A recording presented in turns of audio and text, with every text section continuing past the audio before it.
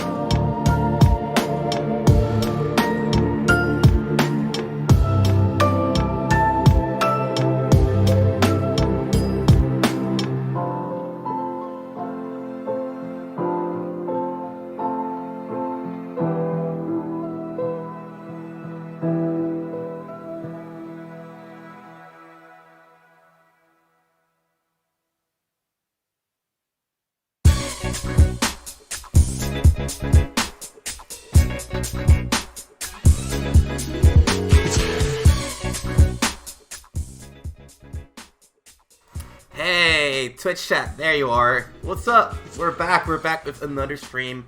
And today we're going to be talking about why everyone can be a top level player. I'm going to get rid of the coat right here. Yo, Raven King, thank you so much for the resub. Hang on, let me get those alerts on deck. There you saw it quickly fade away. I'm sorry, I forgot to turn those on. But hey, what's up? What's up, everyone? How you guys doing? Hang on, let me fix some things. Get this going. Get the camera zoomed out a little bit more. Or actually tilted over a little bit more. Because right now we're looking at my screens.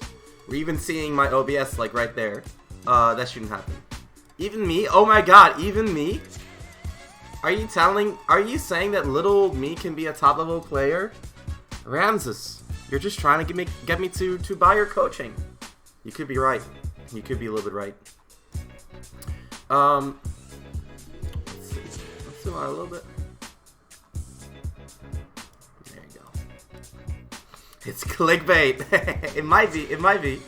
Coach Ramses exposed. 100% clickbait. See, here's the thing, guys. I'm actually doing a coaching Q&A after today's lesson thing, and then you guys can ask me all that you need to know to actually become a top level player. So it's gonna be easy. I can't wait to get my hopes up and then hear April Fools before the stream ends. Exactly. That's what we're going for. I'm gonna be teaching you guys some in-depth stuff you need to know for like 2 hours straight, and then I'm gonna say, JK. Imagine you. A top level player?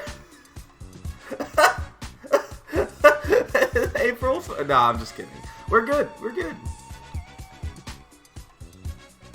We're good. We're good. We're good. I agree, Ramses. That's good to hear. How you doing, Raven King? Hope you had a great week off. I'm ready to get back into the grind. Happy to see everyone. A Kite with the resub as well. We got Raven King, Aura Wolf, Kite, and Dentalian HL with the primer on deck. Thank you guys so much, and welcome to today's stream. Appreciate it. Appreciate it a lot, man. Welcome to the club, Dentalian, and thank you guys all so much for the resubs. We got 8 months on Raven King, 3 months on Aura Wolf, 21 months on Kiting. That is insane. That is insane. Thank you guys so much for the support. Now Dantalian with that new subscription as well. We're expanding on the Ram Sims, if I can still call you guys that. So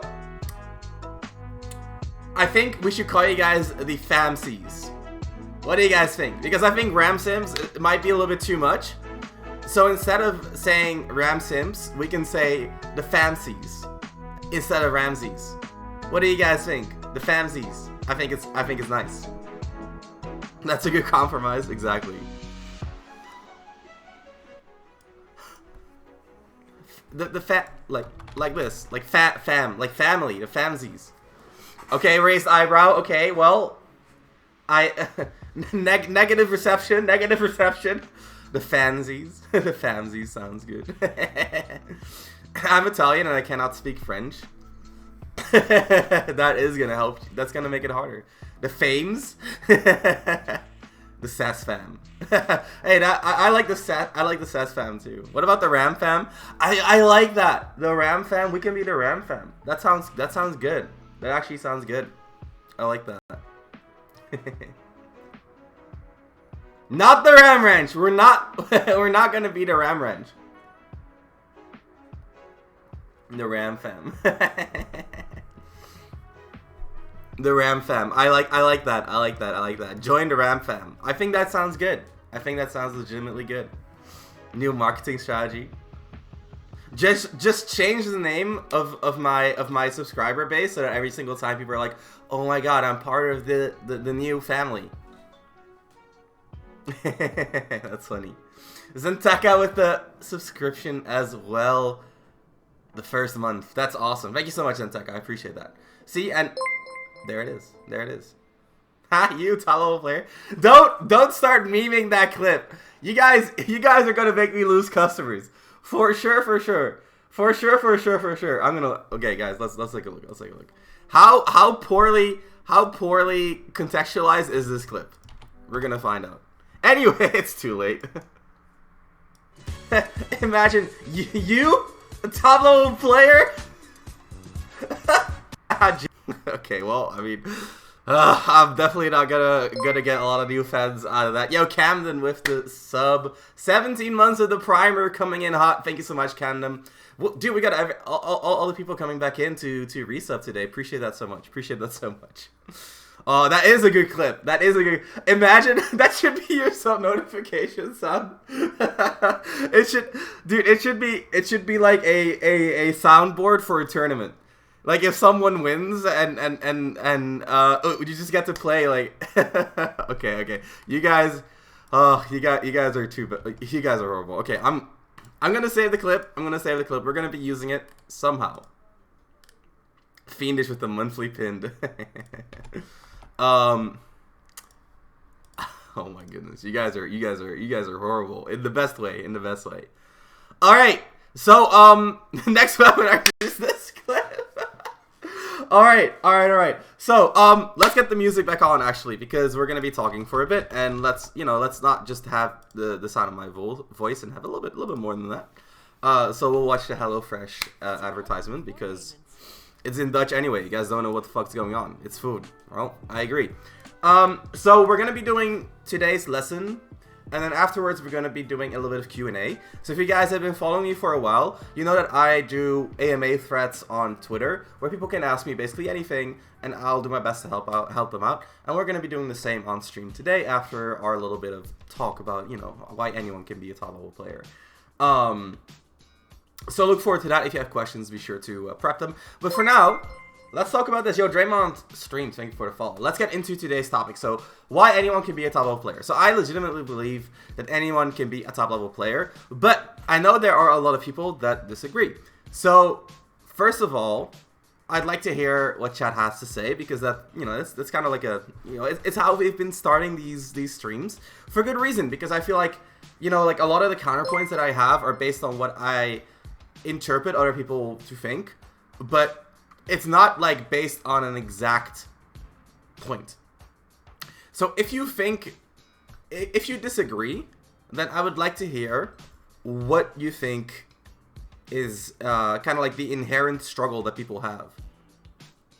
Yeah, I've been watching a ton of your YouTube videos, really enjoy your perspective on the game. You specifically convinced me to fight my way out of the corner instead of always jumping. Hell yeah, Draymond, keep it up. Define top player. You can interpret it in any way that you like, but I think let me put it different. Let me define it for you guys. I think anyone can be the best player in the world. I think anyone can become the best player in the world.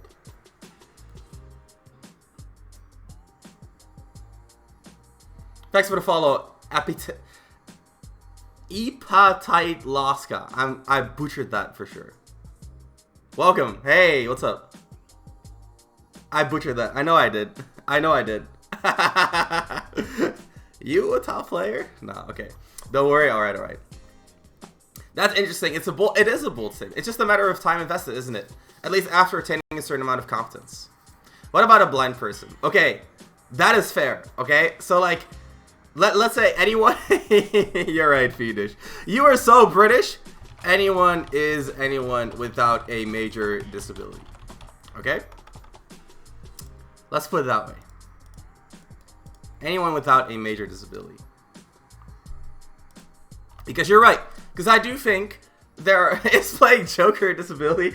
I don't know, Kiting. Based on the Jokers that I've No, I'm just kidding. So... So, like, I do think if, like, let's say you have, like, a learning disorder or, like, a mental handicap or a physical handicap, like you're blind or you don't have functioning hands, like, maybe you had an accident or whatever, or your motor skills are severely underdeveloped on some sort of way, like, maybe that's gonna, like, physically prevent you from becoming the best in the world. I agree. What's up, Towdy? How you doing? Balls Gaming. Roy is right there. Kind of true. I think everyone can get to a certain high level and European top level, but I think there is certain parts about yourself that you have different player strengths, and there are just things that are way harder to master, like emotional understanding of your opponent in game. Okay, I agree. There are things that are hard to master, but that isn't stopping anyone from mastering them, right? So I agree. I think there are people who have predispositions that can help them get to the top faster or more efficiently.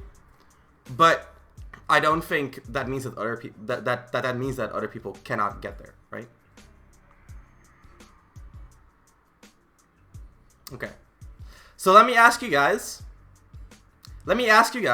a question that is a little bit more guided, okay? So what is stopping the average Joe, and we're talking about like anyone, right? So like anyone, from becoming the best in the world? What are the factors that are stopping them? The game might die out before you get there. If it dies out and everyone quits, and you become the best in the world, then you did it. Discipline, okay, discipline. Traveling, I can see that. Time. Doing Average Joe dirty, just like, no, dude, I'm the biggest fan of Average Joe. Average Joe comes to get coaching like almost every day of the week. Other priorities, I like that. I think another thing that can be difficult for others is time management. Time / management. Those are two sides of the same coin. Motivation, dedication, wrong time investment. Yep. Discipline, we'll call it / motivation / dedication. Efficiency is time investment, right? Mentality is a big one. No clue how to improve. You're right. Speaking for myself, I think mentality can be the biggest hindrance. I cannot bear to lose. Me not playing Steve. Not truly invested, yeah. Not truly invested. That's a big one. I get a lot of people, so like I don't want to name names because there are no names, right? But I get a lot of people who come to me for coaching that don't actually want to get helped. They just want to say I gave him my all. I gave him my all. I went to a guy and I got coached. So if I lose, I did everything I could. It has to be something else. It cannot be me. Right? People don't want natural skill. Natural skill. I'll put that between quotation marks. Yeah, I can't bear to lose. It stops me from being critical, right? So ego in general, being optimistic and confident without getting cocky, right? So that's ego related as well. These are all really good things, right? And we talked about this in the Europe stream. And in the Europe stream, we talked about like the skills that a player needs to become good, right? So here's the thing. Connections, I think that kind of goes hand in hand with traveling, right? Because if you do well in like the right regions, you're gonna get these connections. Banger. What song is this? Magic ruins everything around me. Mreem. Okay, so Let's see. Okay, don't get me wrong, I'm just here because Bloodstained got an 11 gigabytes update. Whoa. Enjoy your time here, Aki. Okay, so let's talk about natural skill first, because I think this is like this is the biggest thing that I hear.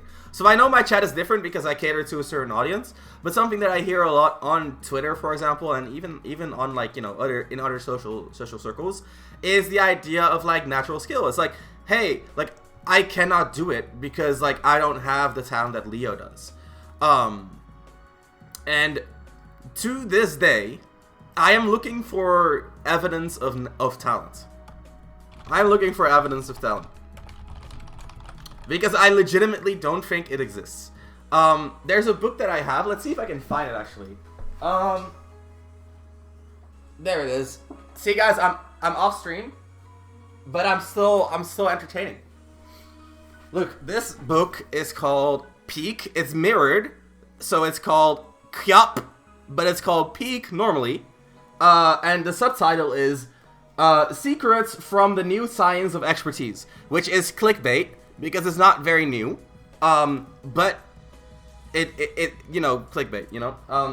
It's kind of like informative YouTube videos where someone's like, oh my god, I cannot believe he did this, and then you click on it, and that is actually a good video. So like, are you mad about the clickbait? Not really, because like it got you to watch the you know, that's kind of the title of the book. Anyway, Peak is about the science of expertise. In other words, expertise is kind of like a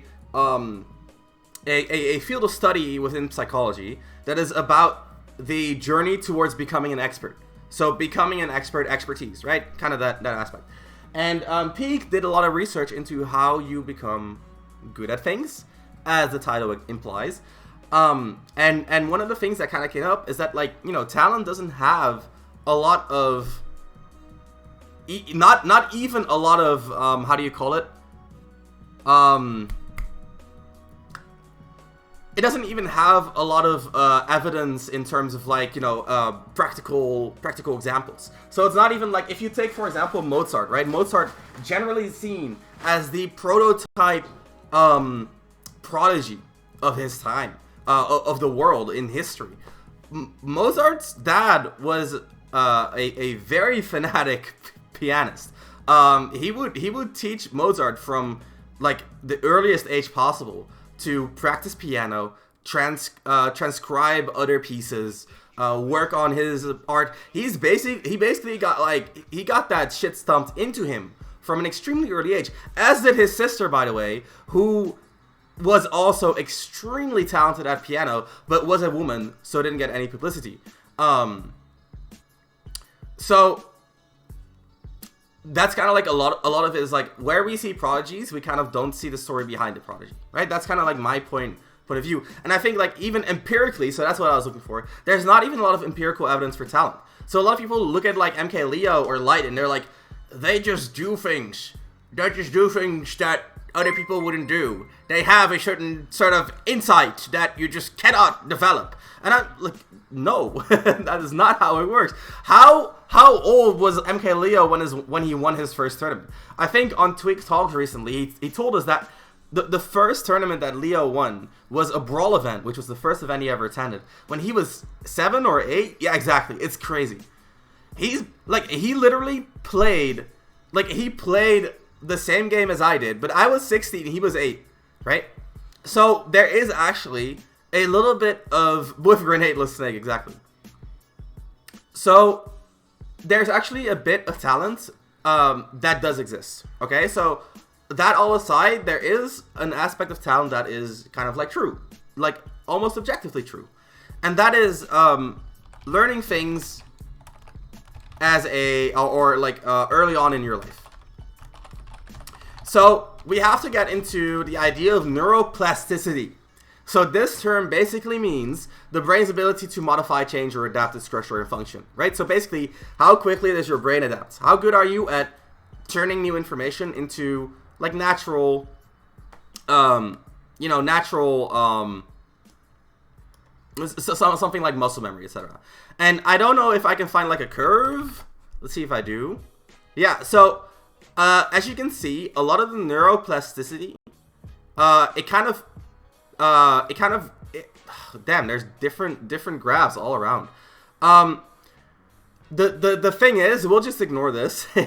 There's a lot of research into skill acquisition in the area of languages. So languages is like its own separate area in our brain. So language skill acquisition is different than skill acquisition in other aspects of our life, but it does reflect in a lot of ways. And what the result was of that study into skill acquisition in terms of languages is that if you learn a language in toddler/baby phase, you learn it in a way that you cannot learn a language later in life. So this is why we have like a mother language, like people who are ESL like me. Like I speak good English, but I cannot smoothly translate my thoughts into English as well as I can into Dutch. That's because I grew up speaking Dutch, right? So that's how you should be looking at skills as well. It's like, hey, if you learn these skills, yo, Mido, thank you for the 6 months, appreciate that.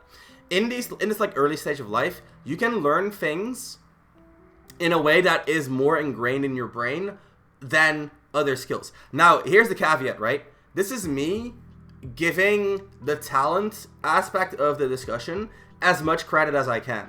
Because personally, I think skill acquisition outside of language is different enough to not necessarily be able to extrapolate this information to that area of life.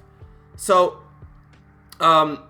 like I said, like learning a language is very different. Like our brain thinks differently about like speaking than something like playing Smash or playing basketball or something like that, right? Exactly, Zenteka. Like if you're exposed to music a ton at like a younger age, you're more predisposed to get perfect pitch, right? That said, like I can see this being the case. However, again, it's not like guaranteed. right? So don't go around thinking like this is an actual fact, because it's not a fact at all, right? It's not a fact at all.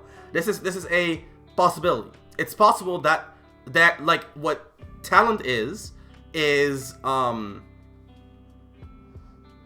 I have to go to the local. I just went here to say hello because I love your skills as a commentator and as a player. Met at VCN, you were also pretty kind. Bye-bye. Oh, thank you so much, man. Hope you have a great time at your local. So, there is a possibility that talent is basically learning things in this early stage of your life, which is learning things in a way that is hard to reproduce later on. Possible. Okay, so I think this is possible. That said, the degree to which you can imitate this learning later on in life, there is no telling how near that can get, right? There's no telling how near you can get to this, like, you know, prenatal learning. Is prenatal the right term? This early life learning circumstance, okay? So maybe, right, so possible that talent is skills acquired as a toddler baby. We'll just call it toddler baby. Also possible that those skills can be approximated like 99.9% outside of toddler baby phase. Right? So that is the point that I give towards natural skill. That said, like, I'll be the first to say, like, MK Leo probably wasn't playing Super Smash Bros. 64 while he was rolling out of the womb. I'm just saying. However, there are things that translate, like, abstractly, right? So, like, if you think about, for example, someone who is good at soccer also gets better at teamwork, and then if they transfer that skill to, like, a League of Legends, they could get better at teamwork as well, because teamwork is an important skill that you need for League of Legends. Just like how people talk about how Mango is good at understanding people emotionally, right? And, like, emotionally, like, basically understanding, hey, how is someone feeling and how does that feeling express? And that is something that he probably picked up by, you know, the way he socially conducts himself, or maybe the way his parents raised him, etc., etc. However, that skill also translates into Smash as well. So, in that sense, most people probably have some sort of skill or talent. So if I reflect on myself, right, like, I feel like I'm not talented at all. Right, so I always tell people I'm not talented, right? I don't feel like I started this game with, like, a big advantage over anyone. But, like, I'm among the top of Europe right now. And the reason I got there is because of how I dissect the game and how I can improve, right? Like, I improve at things relatively quickly. I pick up on systems, I kind of go from there, stuff like that. And, like, that is not, like, that's something that I had to teach myself. But at the same time, I also have the intelligence to be able to do that, which is also sort of like a talent, right? So there's a lot of ways that you can look at talent. Personally, again, there's very little evidence, even if you look at something like empirical evidence, there's very little of it, right? Most people who are really good at something just probably put in more work than you. Or they put in work more efficiently. So let me ask Chad a question, because Chad has gone silent because, you know, we've been talking and, like, I've been telling my story. Let's get Chad working again. So, this is gonna be a question that you can answer in a lot of ways. You guys don't have to be right, just whatever comes to mind, right? So what is the difference between Average Joe and MK Leo? What is the biggest difference between the average Joe and MK Leo?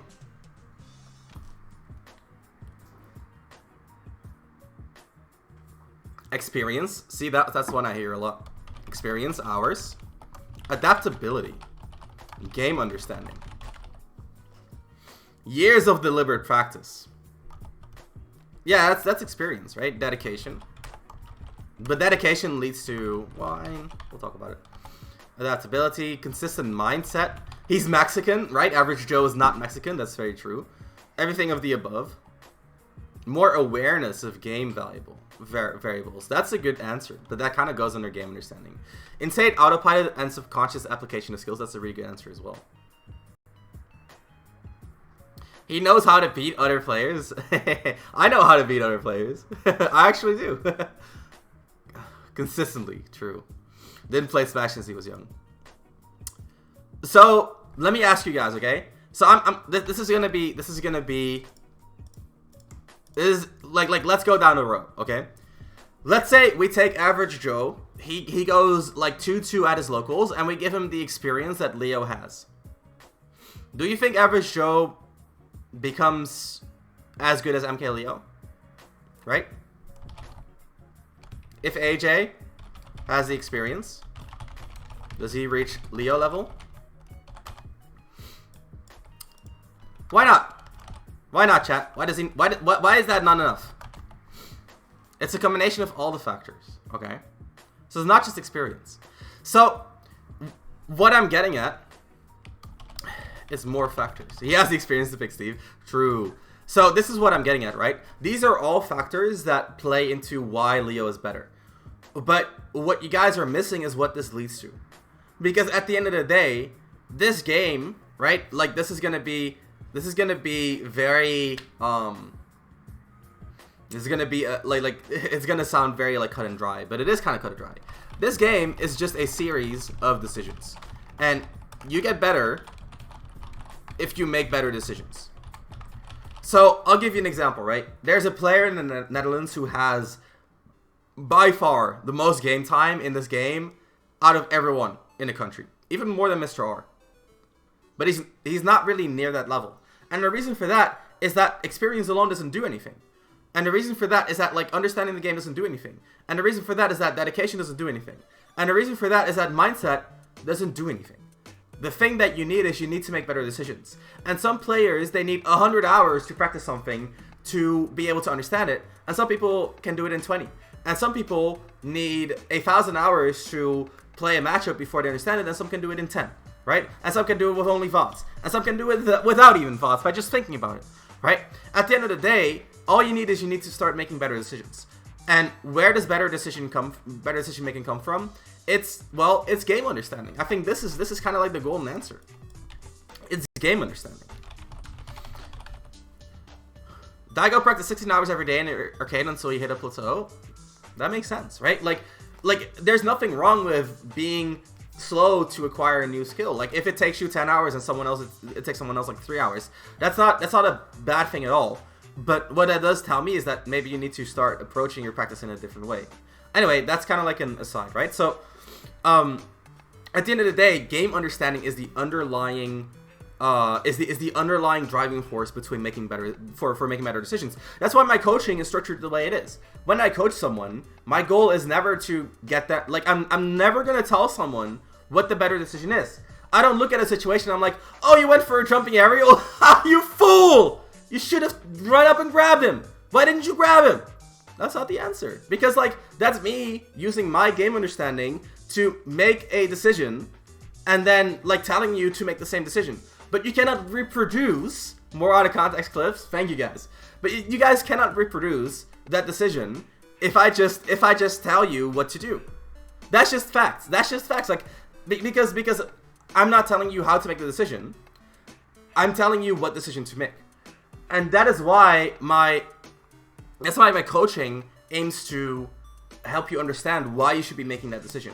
Right? I'm trying to tell you what I understand about the game that you should be considering as well, so that you can make the same decision at the same that I'm coming to in a sense, right? And even then, like my goal is not even to get you to make the same decision as I am. My goal is to help you understand the game in a way that I do, so that you can make the decision yourself. And if it's gonna be the same one as I'm making, then you know, like that's cool. If it's not the same one as the one that I'm making, that's also cool. That means that you understand the game in a different way that I do, and that could be better, that could be worse. Like I'm not the judge of that. I don't care.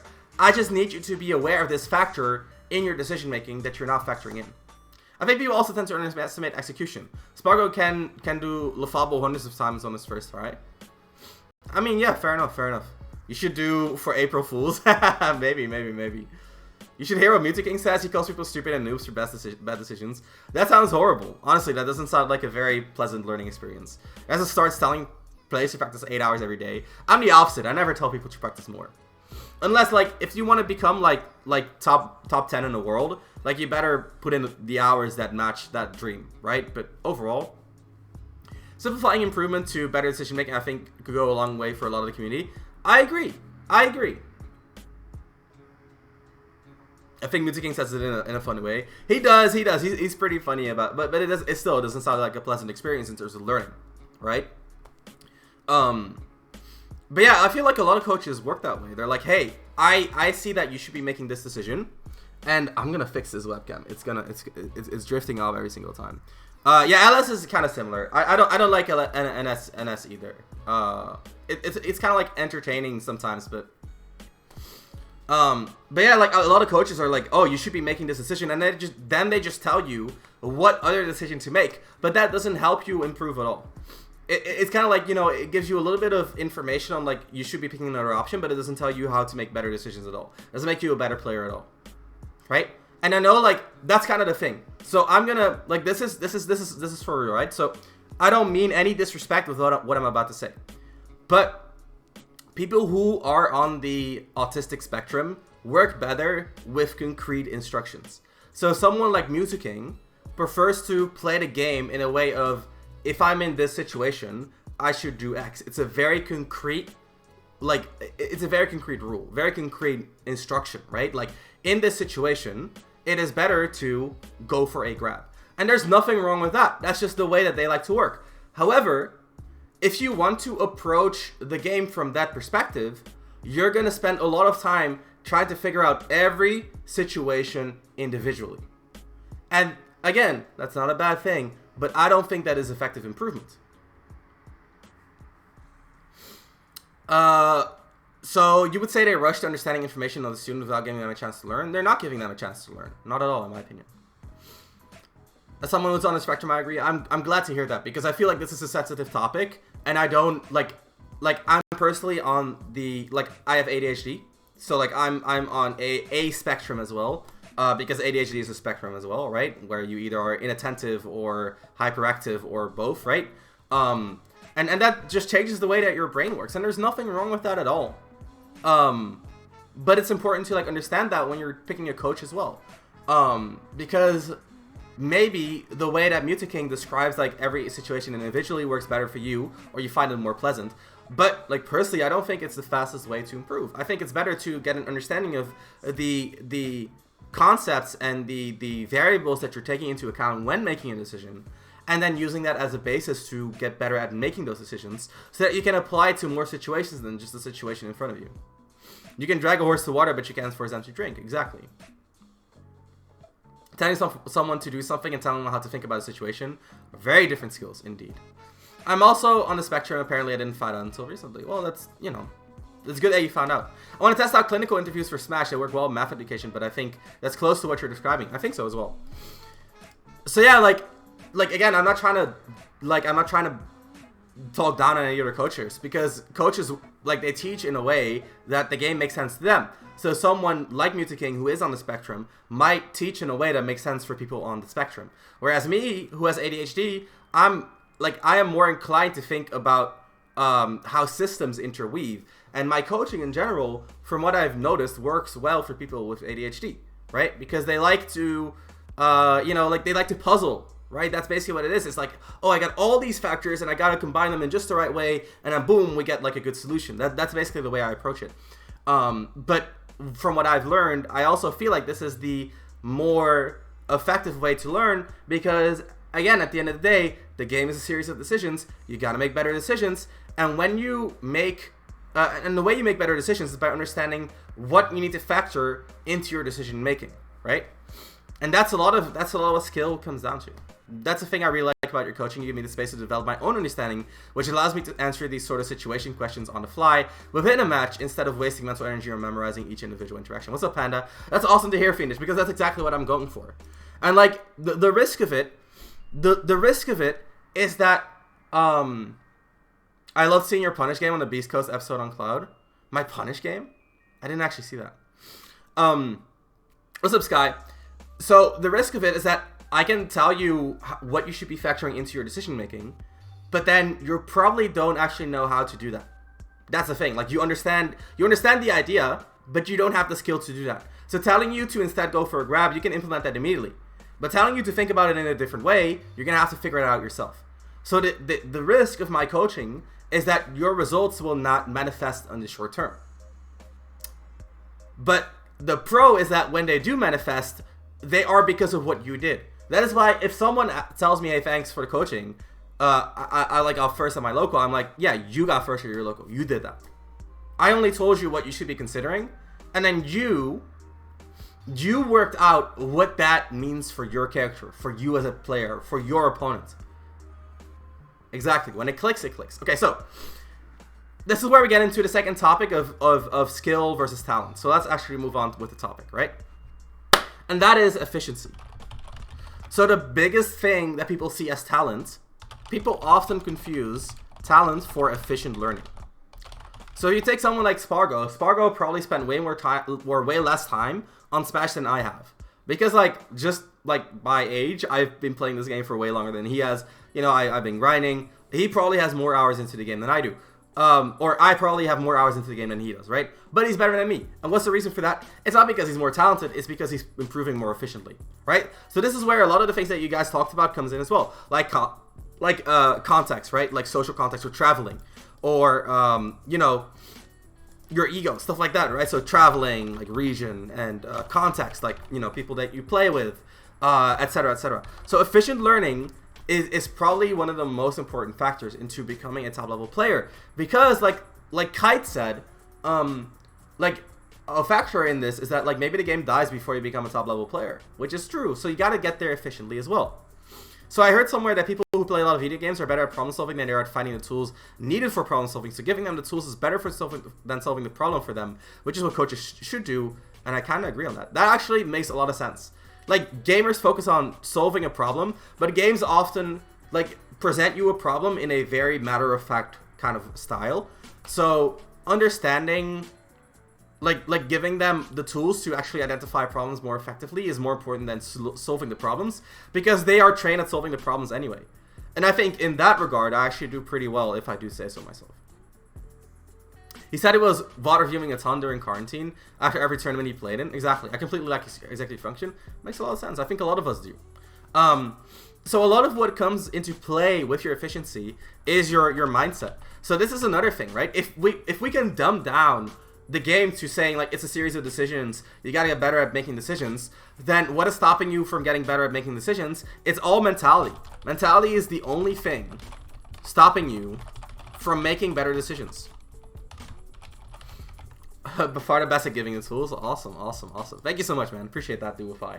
So, what are some mentality things that come up? Ego. People have a big issue with ego. They don't review their losing VODs. They don't review their rivals' VODs, right? So let's say you're the number 3 Piranha plant in the world, whatever the fuck that may mean. You're not gonna review the number 1 Piranha plant because his region sucks anyway. He's not that good. Like, what can I learn from the number 1 Piranha plant in the world, right? Ego can prevent a lot of what you're doing in improvement. Cough, Tweak. I actually don't know about Tweak's improvement process, so I cannot speak on that. So a lot of it is like reflecting, right? Reflecting on your choices. And what is the most important thing when reflecting on your choices? It's taking ownership of your actions. Whoa! Yay! Taking ownership of your actions. It's not my fault. My opponent cheesed me. Exactly. People are very eager to not own up to their actions. Right? The game is bad. My opponent cheesed me. I was tired. This is a losing matchup. I didn't know the matchup. What do you mean I'm responsible for neutral get a Buster Wolf? Spot the Terry player. Choker cannot kill. Exactly. My ledge glad was fine. Roy Jab Becker's just... Yeah, dude, neutral getup would work against anyone except for Roy's jab. Like, this character is at fault. No, dude, you're not taking ownership of your actions. And it's because of ego, right? It's all because of ego, because people don't want their egos broken, because if you own your actions, you also own your mistakes. And here's the funny thing. Society kind of pushes us to not own our mistakes, which is kind of like the way you become a TV zombie, which, you know, We live in a society. What society? You know what I mean. So, in a way, by trying to avoid ownership of your mistakes, you're also avoiding ownership of all your actions. Because it's not like one or the other. It's everything at the same time, right? It's kind of like, let's say you're like, I don't know if you guys probably don't have a lot of experience with this, but this is something that a lot of like more well-known people in the community talk with. My opinion on Cloud and Sheik on the recent Beastco podcast. Oh, thank you. You have an opening next week. Depending on my results, the local may expect a lesson from me. Alright, I'll see you then. I think there's a flip side to that coin. You do need an ego to keep yourself motivated, but it's more so avoiding a bloated ego. You do need an ego, right? Because if you don't have an ego, then you collapse when something happens. Like an ego is kind of like your core strength, right? Like if you don't have core strength, you cannot lift anything. And then if something goes wrong, you kind of like fall over, right? So like, but here's the thing. It's not about a bloated ego. It's about the flexibility of your ego, right? So the way that my mom, who is my coach, the way my mom, Jesus Christ, webcam, don't do that to me. All right. The way my mom talks about it is that your ego should be like a tree. Trees are solid. They cannot be moved easily. But if the wind blows, they give way for the power of the wind, right? So if a tree cannot bend, then it's just they sway with the wind, right? If a tree cannot bend, then they crack. And that is the difference in egos. So someone who has an inflexible ego, they're like, they're staying upright, but then the wind comes and because they cannot sway, because they cannot bend, they break. That's an inflexible ego. But a flexible ego can take the wind and can sway and can adapt and be flexible in a way that, that accepts the wind, that doesn't, that doesn't break under the pressure. Something that adapts, that incorporates, that is what it needs to be. That is a flexible ego. That is what you need. And that is why you want to own your mistakes. Because if you don't own your mistakes, you don't own any of your actions. Because you don't know if your action is a mistake or not until you do it. That's just the reality of our, of the world, right? Of the temporal existence that our mortal coil limits us to. And if you want to avoid your mistakes, then you're avoiding all your actions because you don't know if it's a mistake until you do it, right? So you're avoiding ownership until it happens. And that is what a lot of people struggle with, is that, in society, we are generally pushed to not own up to mistakes because that requires introspection and, self-reflection and, a healthy relationship with your inner state of being, which are all things and skills that are generally not valued as much as being able to sit at a desk from 9 to 5 and postpone your problems to make sure that they don't have any lasting effects on your life. And be a productive member of society, right? So in general, we prefer someone who does not have a solid grasp of self to someone who does, because if you don't have one, then you're easier to manipulate in a lot of ways. That's basically what it comes down to. So we are kind of taught to not own up to our actions, and from there have an easier and a more comfortable life. Because again, if let's say you fuck up somehow and it's all your own fault, then you need a lot of mental fortitude to get out of that negativity and to grow from that, which a lot of people cannot do. So in a lot of cases, the blame gets pushed away, and that's when you get for example, people who are racist. Racism is a very classic expression of not owning up to actions, because it can be someone else's fault, right? You make a solid point, but nah, my regular ghetto down smash wasn't my fault. My opponent just cheese moves, a stupid save. Imagine being safe. Fucking cringe, bro. Someone that's a top player can also exhibit a high ego when competing in tournaments. That's true. Would you review hard losing VODs against players significantly better than you as well? Of course, why not? If there's something to learn, you're here to learn, right? Not to be happy about yourself. You're here to get to the top, right? And again, if you prioritize feeling good about yourself, then that's fine, but that also is gonna get in the way of becoming a good player, right? And again, that's not bad. That's not bad. That's just a choice that you're making. But at least make the choice consciously, right? Just like playing a low tier. If you want to be the best in the world, why are you playing a low tier, right? And there's nothing wrong with playing a low tier if that's how you want to play the game. That's totally fine. But make a conscious choice. Don't just do it because. pick it, like weigh the options and weigh your priorities and make a deliberate choice.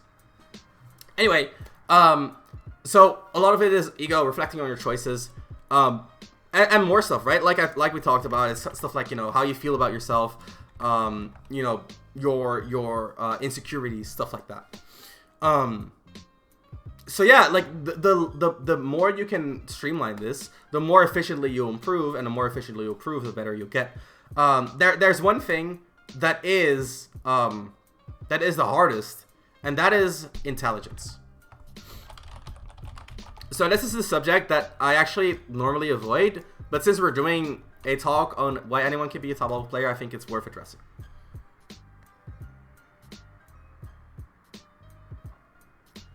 So the thing about intelligence is that this is like to me, the most real form of talent that there is. Because at the end of the day, self-reflection requires the intelligence to understand what is going on. And in that sense, could you say that intelligence simply affects the speed at which you learn? I'd like to say that, but I actually think there is like an extra barrier to this discussion. So I think there are a lot of players that are really good that are very not smart. So let me start off by saying that. And that is because this game is not a very well developed game yet. If we compare, like, if you look at chess, and I'm just gonna use chess as a comparison because it's like a strategic game in a very similar way. And I'm not talking about math, right? Because I think being good at math or like knowing geography or stuff like that doesn't say shit about intelligence. I mean, people who are just objectively not intelligent, as in like they don't understand a lot about, you know, they don't have very insightful opinions, which is totally fine. Again, like I think like having less intelligence doesn't make you any less of a person at all. I think there are plenty of people who are intelligent who are dickheads, who have no social IQ, who will never get anywhere in their life, who are leeches to society, etc., right? There are different types of intelligence. That's also true. But talking about like IQ, right? Like you know IQ, whatever the fuck that means, right? And like knowing frame data is also not intelligence. That's just knowledge, right? I'm talking people like I'm talking like acquisition speed. I'm talking about how quickly you understand concepts. I'm talking how intuitively can you pick up information. How good are you at learning new things, right? Stuff like that. So more like insights than knowledge, okay? And basically, what I think is there are two limitations to intelligence. So one of them is speed. So this is what Fiendish talked about, right? So if you are like significantly less intelligent, right? Like basically, the more intelligent you are, the faster you can pick things up. And this is not always true. Sometimes you're more intelligent, which actually makes it slower for you to pick things up because you overthink things or you contextualize things too extensively when it's not necessary, right? So it's not always a blessing, it can also be a curse, but usually you get to the answer more quickly, okay? The other thing is roadblocks. So this is the thing that Fiendish's answer doesn't contest, and that is like there might be things that you cannot how do I say this? Things that you cannot, it's not convey. Let me translate. That you cannot, let's see, it's not contain. Comprehend. Thank you, comprehend. I know that word. I just lost it for a second. There are things that you cannot comprehend. Just like if you show me some like really like some advanced math stuff, like I'll probably won't be able, like so I'm a programmer. I know a lot about math. I've done a little bit of 4D programming, which is 4-dimensional. I don't know if you guys know anything about 4-dimensional math. That shit I just cannot comprehend. I might, given enough study, because I do think like I might get there if someone explains it to me, if I get enough study, if I get help, blah blah blah. But like, it's not for me. Like it like put it like look at it this way, right? Like Einstein made his formula in a I'm an object-oriented type of coach. I am. Like Einstein made his formula in a world where there's already been like a few billion people, and he was the one to do it, right? Like that doesn't mean that the rest of the people are not, are not intelligent. It just means that he has a certain type of insight due to his certain type of intelligence. Again, there are multiple types of intelligence that allows him to come to these conclusions that other people just wouldn't be able to. And that is, again, that's not a bad thing, but it's just like a reality of how people learn and how people get our insights. And I feel like the nice thing about this is this can often be compensated for through teaching. And this is why I think a lot of top level players actually get a lot out of coaching, because again, the game is decision making, and if you're making bad decisions, whether you're a good or a bad player, oftentimes the solution is to have someone explain to you what you are not understanding. And that's something that you can pick up yourself out of like years of study, or maybe the way that you learn just doesn't really, accommodate that type of revelation. So if I think, for example, like if I'm talking like, hey, you should focus on cornering someone. Let's say someone is really good at the game and they've been playing forever, but they just never realized like, hey, that could be a factor, because the way they play is through like more instinctual, or the way they like to learn is through more like instinctual play and just like grinding out hours. And like that sort of like theoretical or more so like long-term thinking approach doesn't really fit in with the short-term way that they like to learn. That doesn't make them dumb. It just means that their intelligence works in a different way. And maybe for me, like someone who's more theoretical, like putting in those hours doesn't do as much for me, and that doesn't make me dumb. It just means that I the way I prefer to learn manifests itself in different results. That's true, Zenteco. So the point of intelligence that I want to make is not that if you are not super intelligent, you're fucked. It just means that you need to understand how your intelligence works and work around your shortcomings. And we all have shortcomings, right? And that's totally fine. You just need to understand them, because if you're not playing around them, you're literally like limiting yourself for no reason. So this is my talk on why I think anyone can be a top level player. And I know we digressed a little bit and talked about other topics. But I think it was all interesting food for thought at the very least. So, does chat have any questions? Let me know.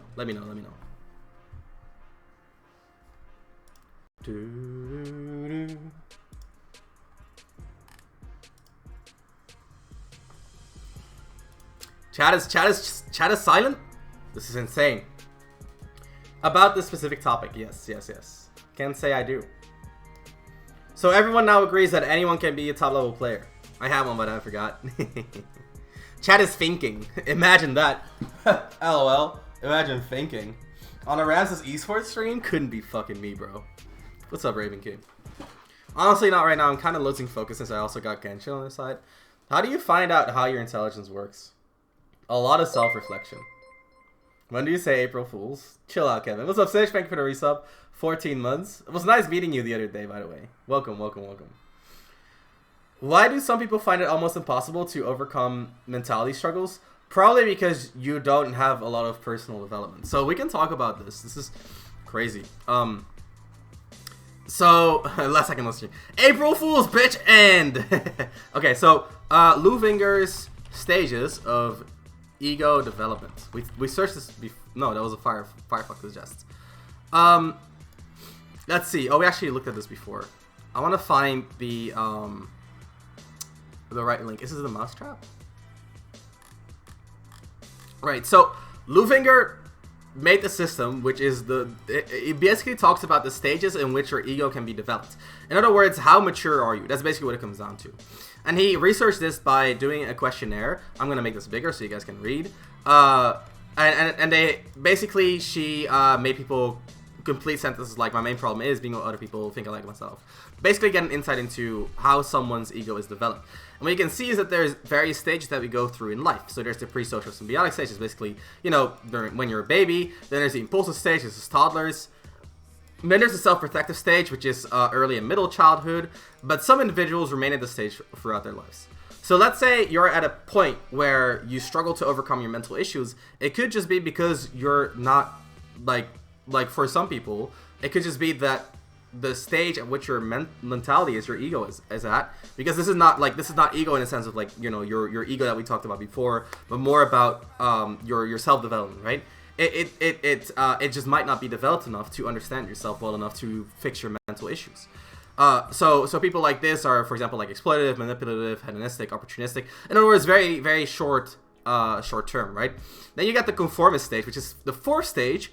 This is related to like fruit, blah, blah, blah.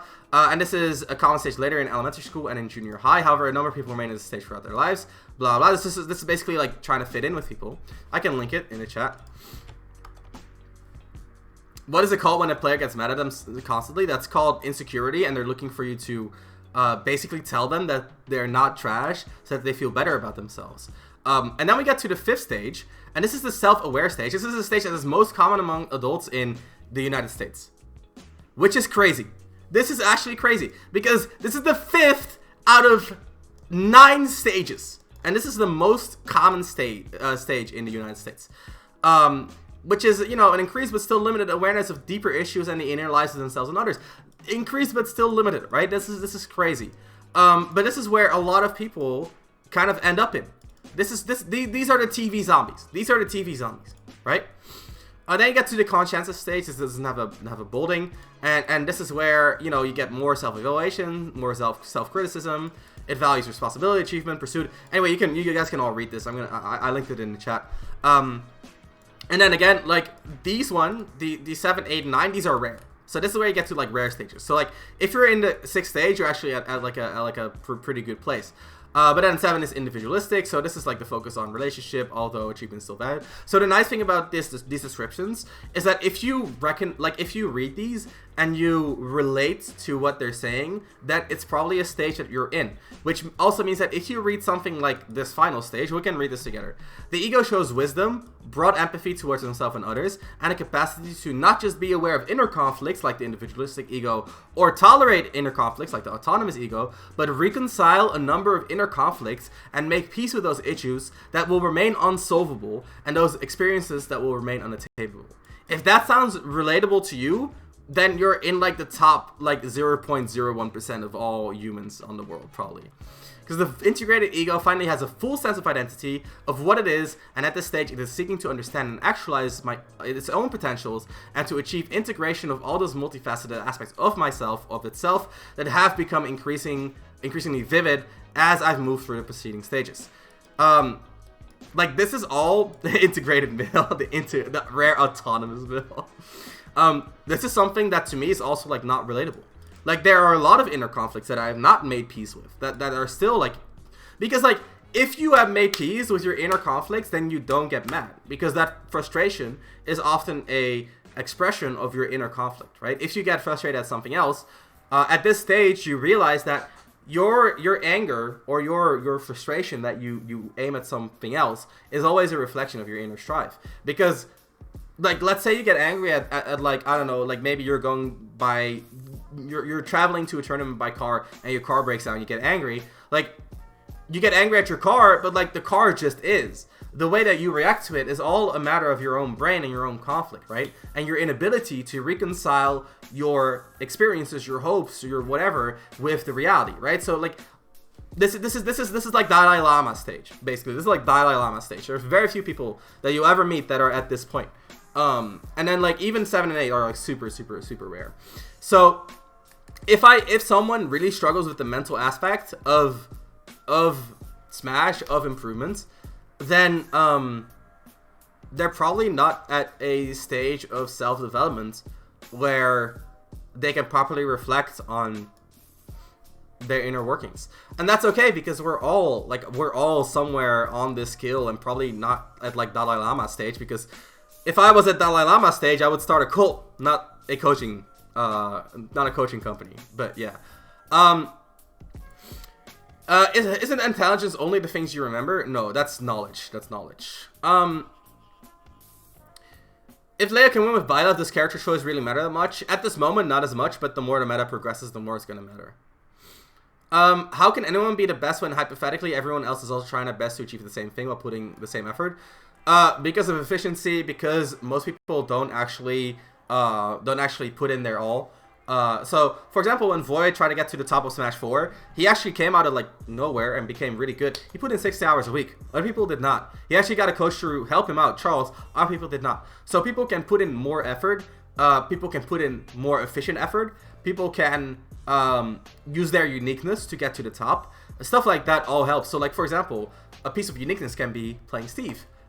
Which can help you get to the top. Or a piece of uniqueness can be what I'm doing, right? The way I look at the game is very unique, which is going to help me get to the top more easily because I'm learning things that other people are not learning, which can help me win situations that other people are not even playing. Stuff like that can really help. I live in a country where meta has always been several steps behind. I feel like even if I try my very best, as long as people above me keep it up, it can get numerically impossible. Unless I move to America and get the exact same environment to get at the same level with them, but not better. Yeah, so it can be rough if your training environment is subpar. I totally agree, and I feel like if you don't have the offline practice, then at a certain point it just kind of like, you know, there's kind of like a cap to how far you can go to some degree. However, there have been plenty of stories of people coming from worse regions and doing, like, I'll take an example of like EMAS, right? So EMAS from the Middle East, from a region that is, you know, not weak but not super strong. Came to Europe and got 5th or something at his first major. I think that is insanely impressive. Lancelot is is also an excellent example. Man does not live in a strong region. Still, when he practiced hard, he did hella damage. So you can compensate. I don't know if Hope is a good example because Hope hasn't really, you know, performed at that like top level. I feel like Hope is what I expect from a player from that region, probably like a top player from that region. It's probably going to be at like that level. Whereas for Lancelot, like he actually broke out of that ceiling in a way. No offense against Hope. I think Hope is solid as hell. And I think like to some degree, like Leo as well. Like Leo in Smash 4. Like Mexico wasn't weak. Don't get me wrong, but it also wasn't at the level of like the US. And then he beat Mr. R. He did. And that is a little bit of uniqueness, right? His region. A lot of grind, a very efficient grind, right? Because Leo is very efficient at the way he improves, in my opinion. But also Mr. R not playing as efficiently as he could. Like Mr. R is not the theoretical type of player, so if he is faced with something new, he loses because he's the type of player who's like, I gotta see the situation, and then I'll solve the situation. And then I'll he does situation by situation instead of understanding the underlying concepts, which means that you're more likely to get upset, for example. Now let's say King Duify. Let's say the people above you are already better than you, are as efficient as you, put in as much time as you, and like you have no way to make your practice more efficient, and you have no way to put in more time, and you have no way to in some sort of unique way get an edge, then you're gonna lose. But that makes sense because that means that they're putting in as much time as you, they're doing it as efficiently as you, they've put in more time than you have beforehand, so they're gonna win, right? Like that is how it should be. If someone puts in more time, they should be winning, right? If someone's putting more efficient time, if they have a better understanding, they should be winning. But like learning how to get better in a region that is relatively weak is also like a unique skill in a lot of ways, because like the way you practice in a worse region also means that you're practicing in a way to compensate for some of the practice that you would get in a stronger region. This is wild because I learned a lot of this psychology stuff last semester. Awesome, Afrono. That's good. This is good things. These are good things to know. A lot of people should just start improving as a human instead of Smash. I've said this before, but like Smash improvements it's literally a reflection of yourself. I'm quickly gonna fix my overlay because I noticed that it still has the March thingy. So let me quickly get rid of the March overlay text and get the April one. So like Smash is a direct consequence of you as a human. Like if you are a careful person, you'll probably play Smash carefully. If you are impatient as a person, you probably play Smash impatiently. If you struggle to understand things conceptually, you'll probably struggle to understand Smash conceptually. If you get nervous because of, you know, like performance anxiety, you probably get it in Smash as well. If you, what else? If you care a lot about how people look at you, you probably struggle to improve because you care a lot about how people look at you in Smash. All the ways that Smash, like, everything about Smash is just a reflection of you as a human. That is also why, like, and it doesn't have to be one-to-one, right? So, like, let's say you care a lot about how people look at you, right? So you don't want people to think that you are weird or bad at something or dumb. So you're gonna put in extra hours to not be looked at that way. So that insecurity can be a source of improvement, but it can also be a source of, you know, getting nervous or getting frustrated or stuff like that. So yeah, improving as a human is important. I heard that the Sephiroth main called Phoenix is really on the up and up. When he starts to travel, he'll do bits. I've heard so as well, but I don't think he has ever traveled in his life. I don't think he's ever left his hometown at all. So what you're saying is that if Francis and Mr. R fused together, will all be over? I think I mean would benefit a lot from a more theoretical point of view, but I don't know if he's interested in that. And also, like, he's never asked me for help, and I don't know if that's like a matter of ego, right? So maybe and like, I don't know, like, I don't want to like talk about him in a negative way too much, but like, it could be like this is more of an example, right? So I'm not talking about Mr. R, but like just using him as like a vehicle to make a point. Maybe he has too much of an ego to accept help from others, or he's too insecure about his skills to ask help from others, which is limiting his improvement. And like for Mr. R, I don't even know if that is true, but it could be, right? It could be, because like I've never heard from him, and for someone who does Smash as a job, you would imagine that they would do anything they can to improve, but Ramin doesn't, right? And there's some sort of like personal thing that is going on there, that is stopping him, which I don't know anything about. I only see the result, and I'm not gonna judge him on that because, again, I don't know anything about what is going on behind the scenes.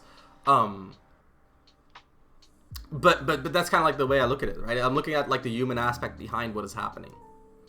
Rez is already perfect. Thank you, bravo. I'm leaning more towards knowing strong points could be beneficial in time management. I.e., you might not excel at camping, so you might as well put more effort into that. For your advantage, might already be sick. Yeah, and you can look at it the other way around too. You can say like, I'm gonna be so good at camping that like I'm gonna know so much about it that even if people can counterplay it, I'm so good at it that I have the answers ready beforehand, right? Something like that. What if you're an empathetic person that cares for others? Well, you can use that to get better at understanding what someone else is doing. Because a lot of people say they're empathetic, but they're not. They're just like really sad and emotional. So if someone else gets sad, they're just like, oh my god, that is so sad and emotional. I'm feeling sad and emotional too. Which is not actually empathy. Empathy is understanding what someone is feeling and why they're feeling it. Which is a very important part of reading someone. So like a lot of people who say they're empathetic are sympathetic, which is different, right? So empathy helps a lot with figuring out what someone is feeling. And if you understand the game, you can link those actions to those feelings, and then you can understand what feelings lead to what actions. I saw the Smash Universe video on Spargo where he asks help from people who he's better than skill-wise, but they have great analysis of the game. Yeah, I think that's smart. I think Spargo is like a very clear example of someone with a really good improvement mindset because his ego is very flexible. Does Mr. R play Smash full-time? He does. Well, I mean, he doesn't practically, but he does have a team, and like he doesn't have another job, and he lives at home, so all he basically has in terms of like income is Smash. Yes. Self-awareness is key. Yes, 100%. I think another big part in not being able to become a top player is to not have experience in fighting someone better than you because they're unable to play players who are on the weaker side of the spectrum of skill. Yeah, so I think if you can never travel internationally, then you can never prove yourself as a top level player. And if you like, there are things about the game that you just need like hands-on experience with to a degree. And like in that sense, like if you cannot travel, then you like objectively cannot be the best player in the world because you can never prove it. But yeah, like it is a big factor. I think that is a big factor. But that doesn't say anything about the person. That says something about their circumstances, right? That says something about their circumstances, not about the player. So they can be a top level player. Get a job and travel, right? How would you figure out what type of player you are? What do you mean in terms of type? Does taking breaks help? Depends. The second break helps. What do you want it to help with? What do you want it to help with? Alright guys, let's transition into Q&A. So we'll do a coaching Q&A. Helping out anyone.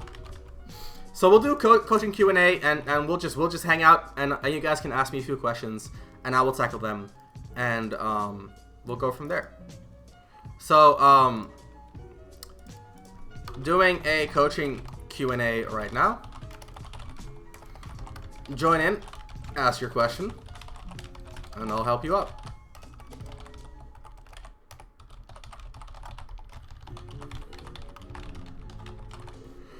So if you guys have any questions, like anything related to Smash, feel free to ask it, and we'll do our best to make something of it.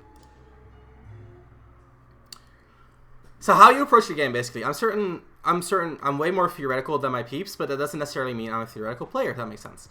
Yeah, that does make sense, because like it's a spectrum, right? It's not like you're either theoretical or you're instinctual or whatever. And I think a big misconception in this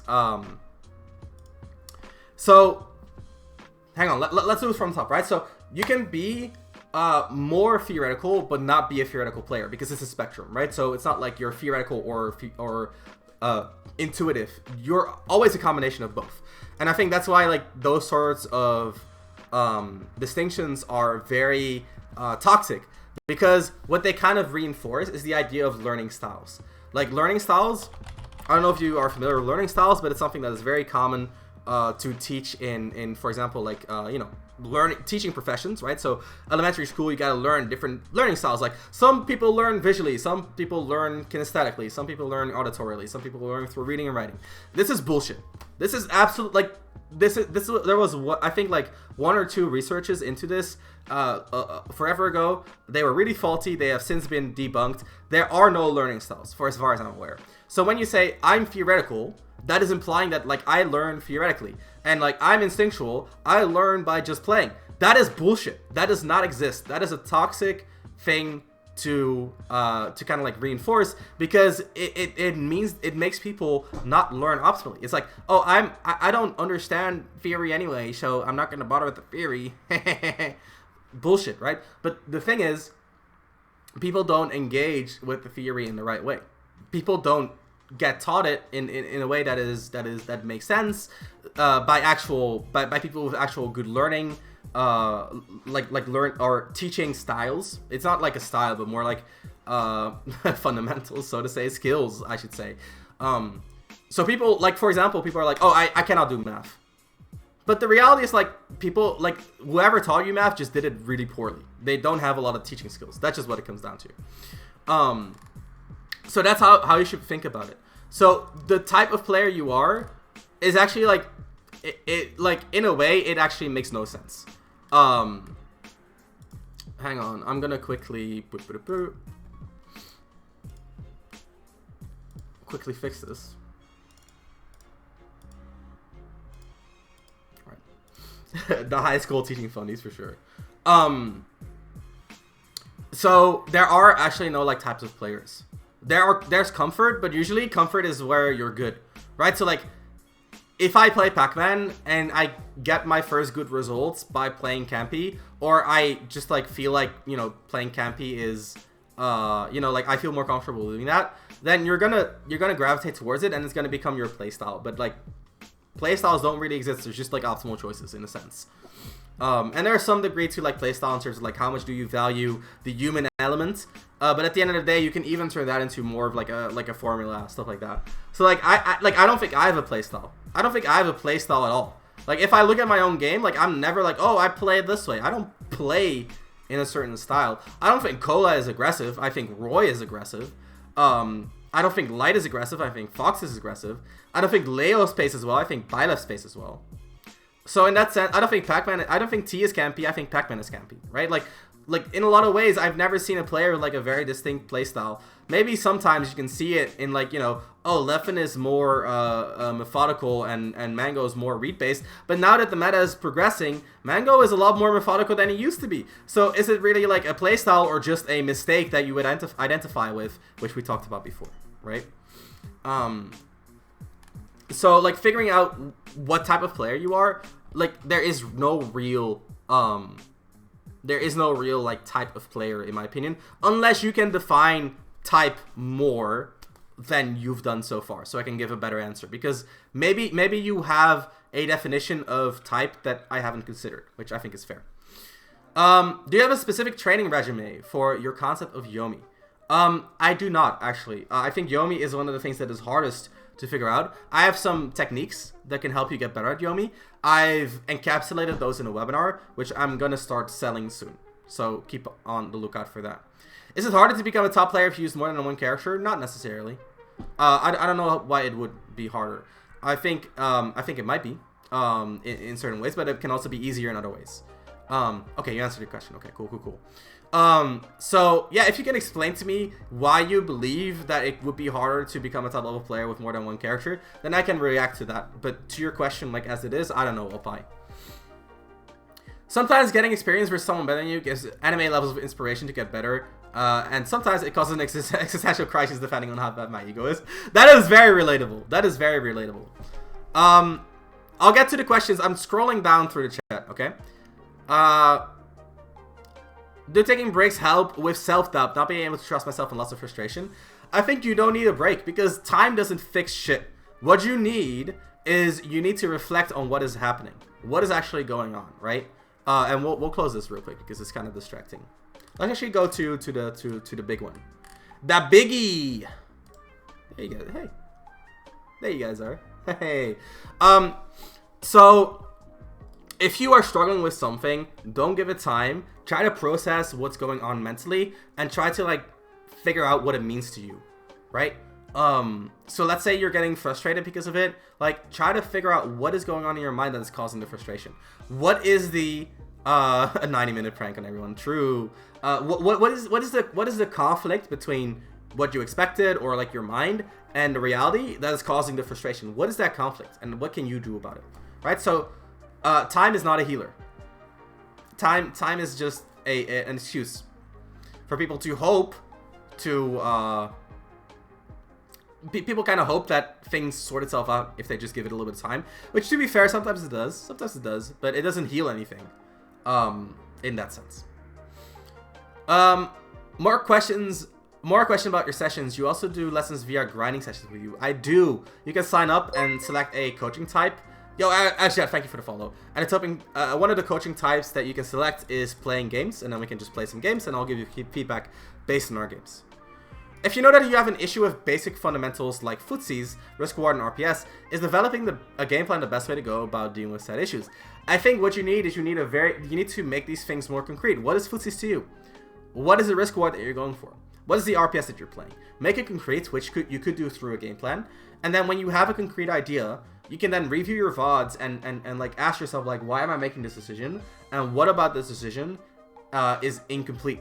Because when you have an idea behind what you're doing, if you have a concept, if you have a theory, if you have some sort of idea basically behind your action, then you can iterate on that idea.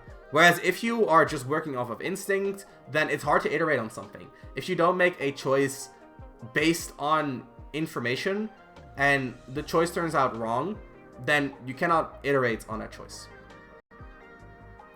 If you know that you have, or how does one formulate a game plan that can weather the storm against the multitude of matchups that exist in this game? That's a very good question, Soma. So the answer is you don't. The answer is that, like, your game plan is going to change per matchup, and that's just kind of like the unfortunate truth of the situation. What you can do to weather the storm of the multitude of matchups in this game is to have more generic answers. So instead of being like, against Palutena, I'm going to stay grounded, you can be like, against characters that have bad ground games, I should be more grounded. Or against characters that focus more on landing aerials, I should be more grounded. Or against characters that have bad grab reward, I should be more grounded. Stuff like that, right? So by having more of an approach that is related to the reason for how you approach things in matchups, you can apply to multiple matchups. And you can, the more high level you make that, the better. The more generic you make that, the better. So for example, something that I advice is like figuring out the dominant option, right? So what is the strongest option in this situation? So for example, I'm playing Lucina mid-range. My best option is Rising Nair. Let's just say that it's Rising Nair. Now, I can decide what I do in that situation based on whether my Rising Nair beats their stronger options or whether their stronger option beats my Rising Nair. Because if my Rising Nair beats their stronger options, then I can rely on it as a go-to option in that situation. If their option beats my Rising Nair though, then I'm gonna have to start playing around them, and then I need to start, you know, getting into the complexities of the situations. So that's like a very simple simplification that you can do to make a lot of matchups a lot more easy. And the more of those simplifications, the better, right? Here's a random question. Compared to M4E, who's my training partner, I play like 1/8 of the time he spends training because I have low stamina. But at the same time, I feel like I improve way more by watching top level or watching Mages top 8 rather than playing online, even with objectives. What do you think the cause is? So probably a mix of multiple things. So probably one of the things that is going on here is that you don't effectively improve on Wi-Fi. Because, I mean, like, Wi-Fi is not amazing improvement, right? We can all agree on that. But you can still get stuff out of it. Like, for example, I need to implement this into my game plan. I'm going to try it on Wi-Fi. As for learning new things, maybe for you, it's easier to learn things. Like, you have trained how well you can visualize aspect of your plays.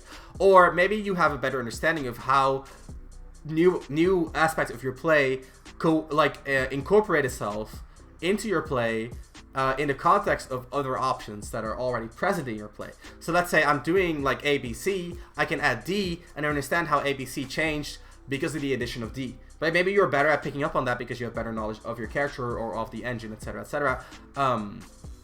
Or because you focus more on that aspect of your understanding. So in that sense, like watching a major helps you a lot more because it helps you understand like these new options or these new ways of approaching the game, or maybe new aspects of characters that you struggle with, and you can implement them because you have a very intuitive understanding of your character, of the game, etc., etc. Whereas maybe M4E, who plays more, prefers to have you know, more how do I call it, more empirical data based on implementing it himself. Like, there's a lot of things that could cause this.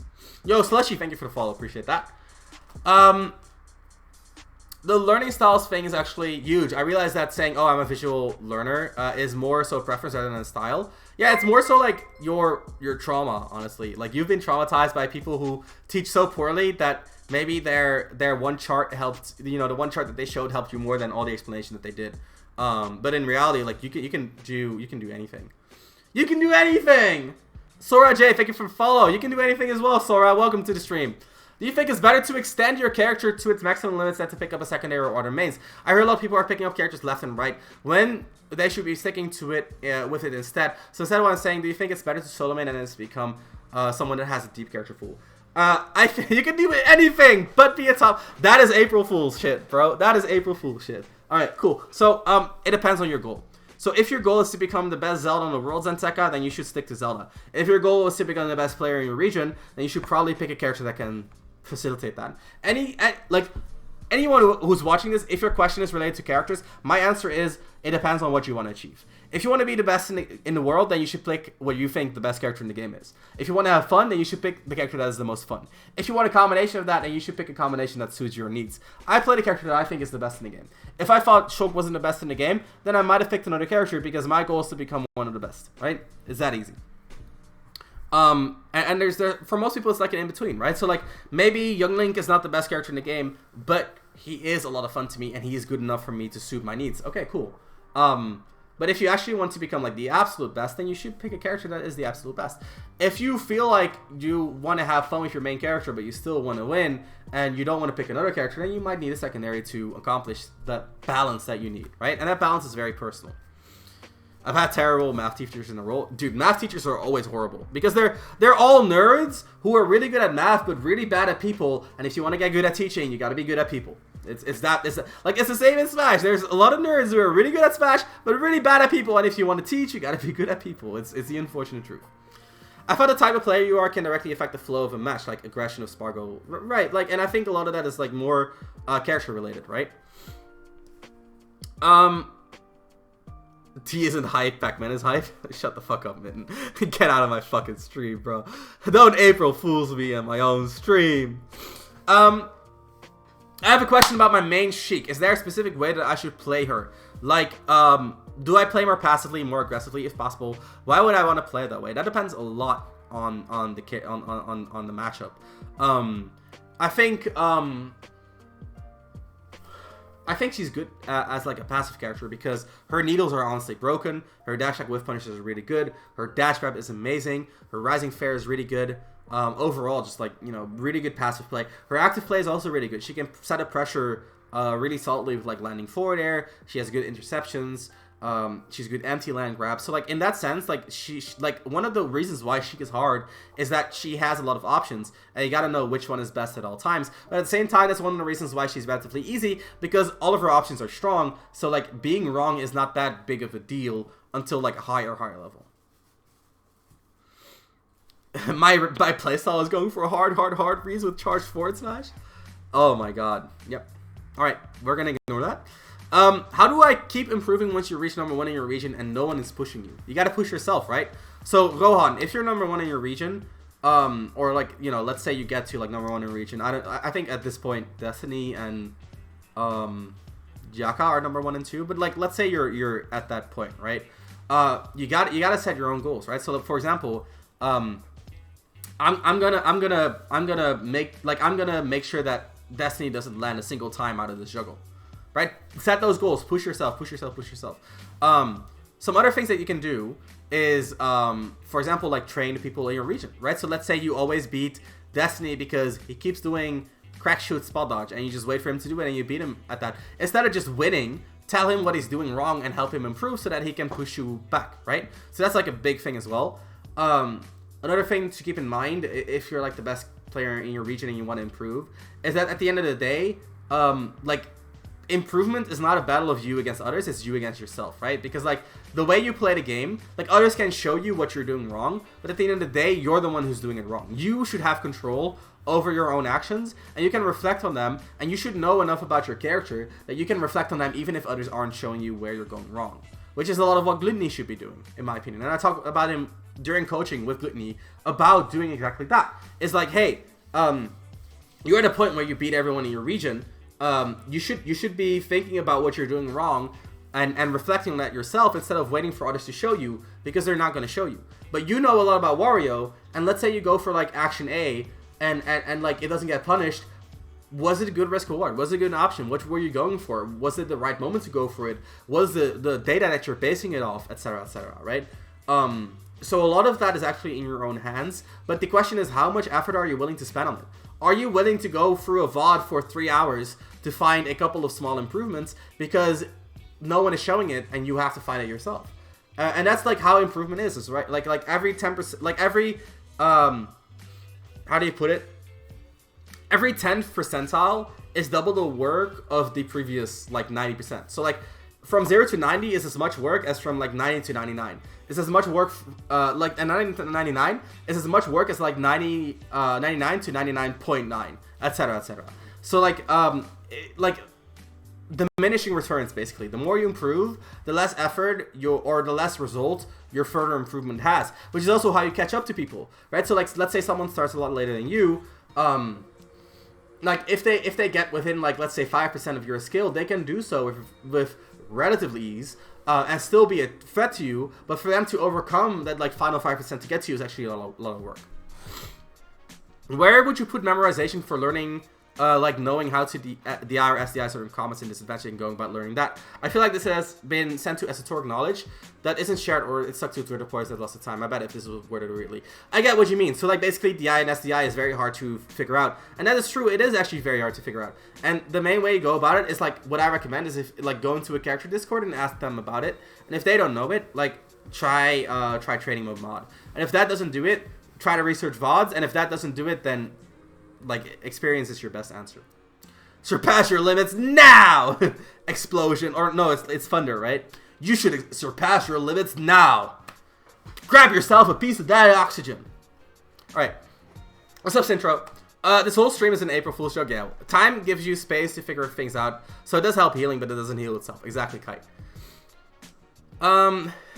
He's gonna push crabs and seal back the knowledge. Yeah, just push the remote, and you guys are all just like getting the knowledge sucked out of you.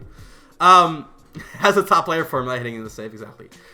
Fiendish says, hey Ramses, I think we Might have talked about this in our first ever coaching session like a year ago now, God bless. But I've noticed that once I'm thrown out of my flow state, yo, Deer, thank you for the resub, 3 months. I fell asleep but I watched the VOD later. Thank you so much. Hope you had fun at your event versus SP1.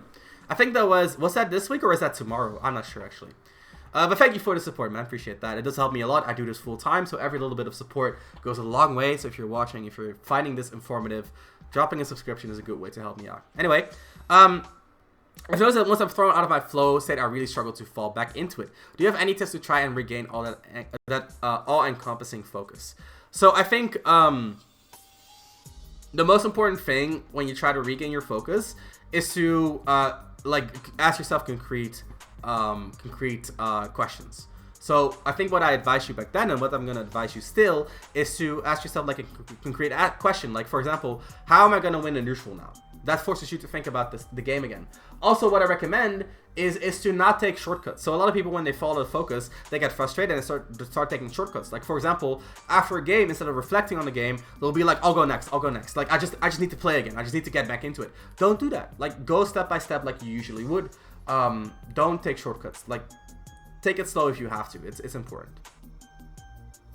Snake clearly is limited by his ability to contest high air mobility and safe landing areas. Yo, Space, thank you for the resub, 17 months. Appreciate that so much. And Vendetta, thank you for the follow. Welcome to the channel. It's the best show in the world, or so I've heard. Snake clearly is limited by his ability to contest high air mobility or safe landing air options.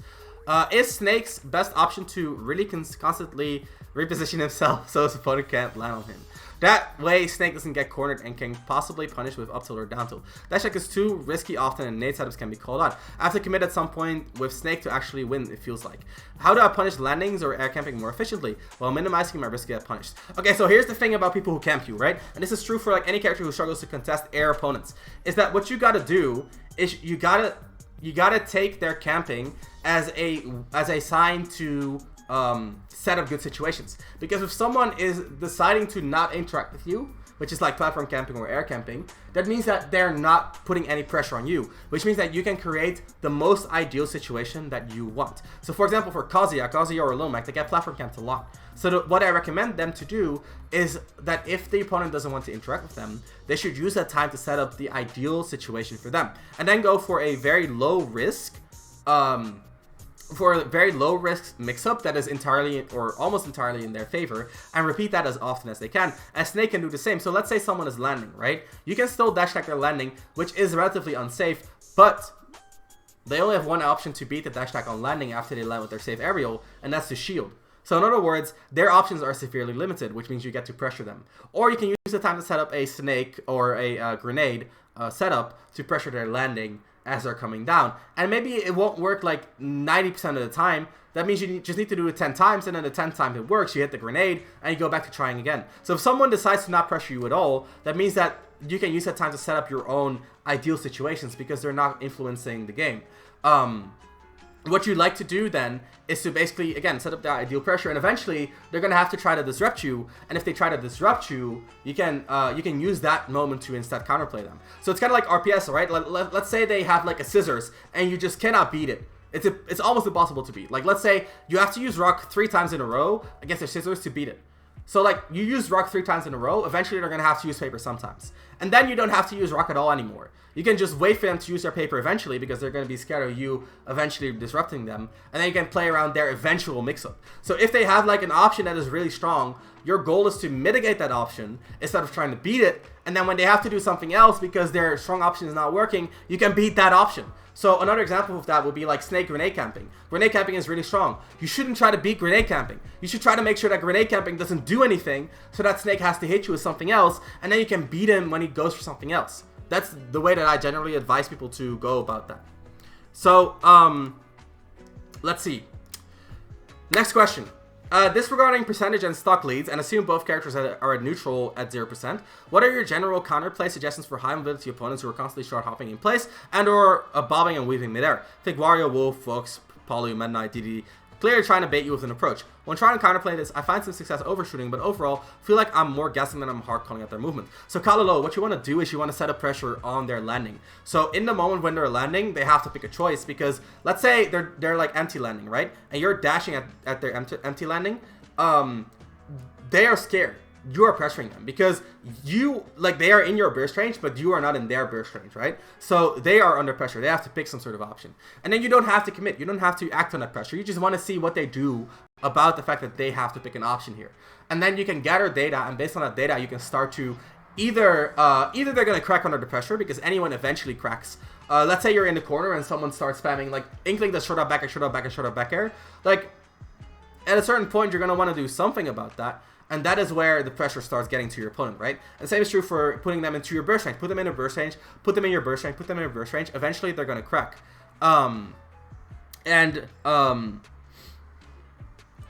Basically, that is what you want to strive for. If they don't crack, you're going to gather information, and you can act on that information.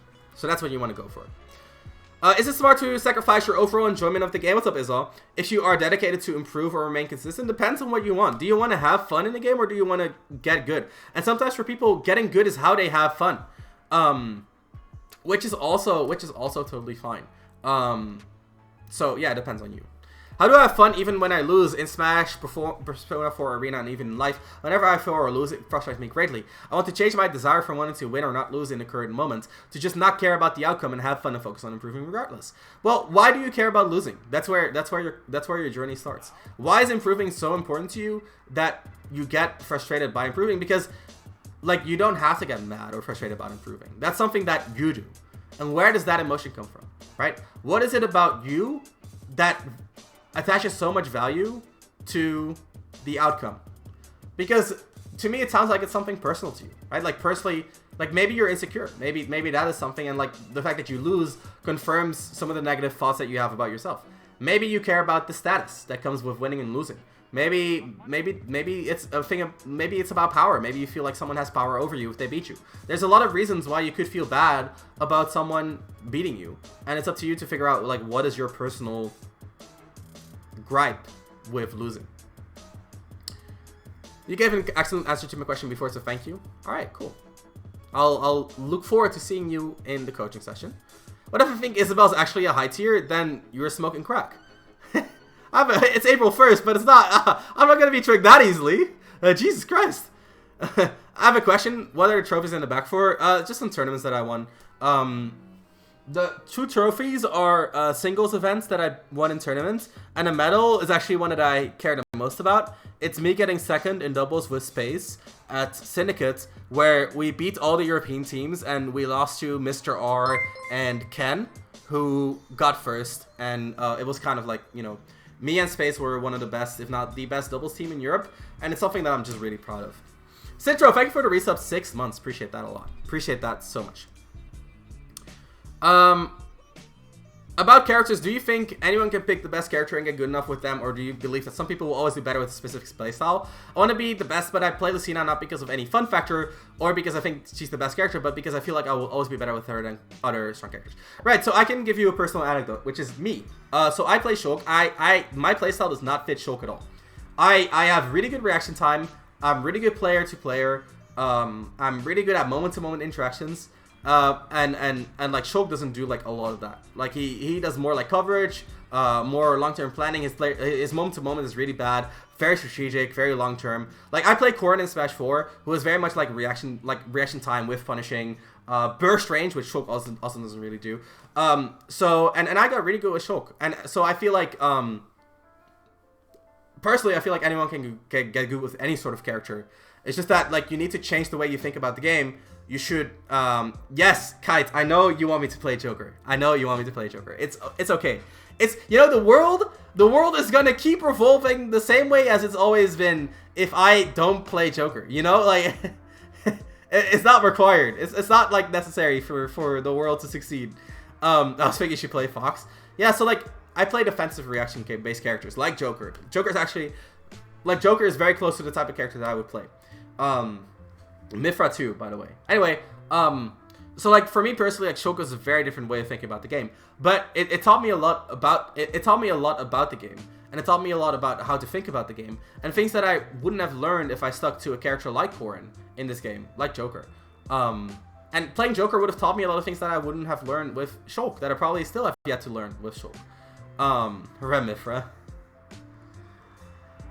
Anyway, yeah, I think it's possible. It's just that you need to be ready to have an open mind and start from zero in a lot of ways. Any advice on what I should do other than have low and modest expectations? Regarding going to your first ever offline tournament this month. Have a clear goal. And don't make the goal too hard to achieve. Yo, Sleepy, welcome. Because I feel like a lot of people go into their first tournament with like, basically like, they're like, oh, I just want to do well, and then they go into the tournament and they don't do well. And the answer to that is to just like have a clear goal, and then if you don't achieve it, like ask yourself what happened and just iterate from there. Just like be concrete about that, and don't be too emotional, because that emotional experience can have a very negative effect on your play. I'll get to all the questions, guys. I'm just scrolling. There's a lot of questions still stacked up. Beat someone, give advice. They use the advice to beat you back. Get salty, repeat. Exactly. Real life has RuneScape XP curves, for sure. Camden, earlier you touched on simplifying matchup diversity by simplifying counterplay through finding broad solutions to broad problems. How then do you recommend a player handles recalling the nuance in the 80-something matchups present in this game? It feels like I need to constantly relearn such situations, as after a time I tend to forget. I've attempted to consolidate matchup notes in the past, but I haven't had much success. Yeah, the most I recommend is to just like have proper matchup notes if you feel like knowledge goes lost over time. That's the best I can actually give you. It's like, you know, have simple plans that are written down so that you can easily bring them back up. Best I can give you.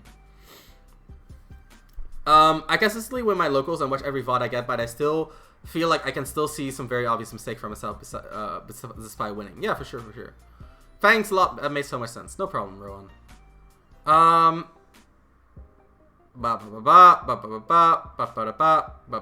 Really great stream so far. Learned a lot. Thank you, Sky. What will be the best way to train though, since shortcuts are a bad way to do it? The best way to train is to train in a way that tackles a specific issue that you're having. So let's say you're struggling with the knowledge that you need to play matchups well, then you should work on your knowledge. Let's say you struggle with the execution to do the things that you want, like translate your thoughts into the game, then you should tackle execution. So try to tackle like concretely what you're struggling with instead of just going into the game and putting in hours. What do I do about dash attack Nikita? Alright, so let's read the actual question. Seriously though, what do I do if all Snake does is dash attacking, dash grabbing, parry play, and gets me off stage for Nikita? They're only using burst range against you.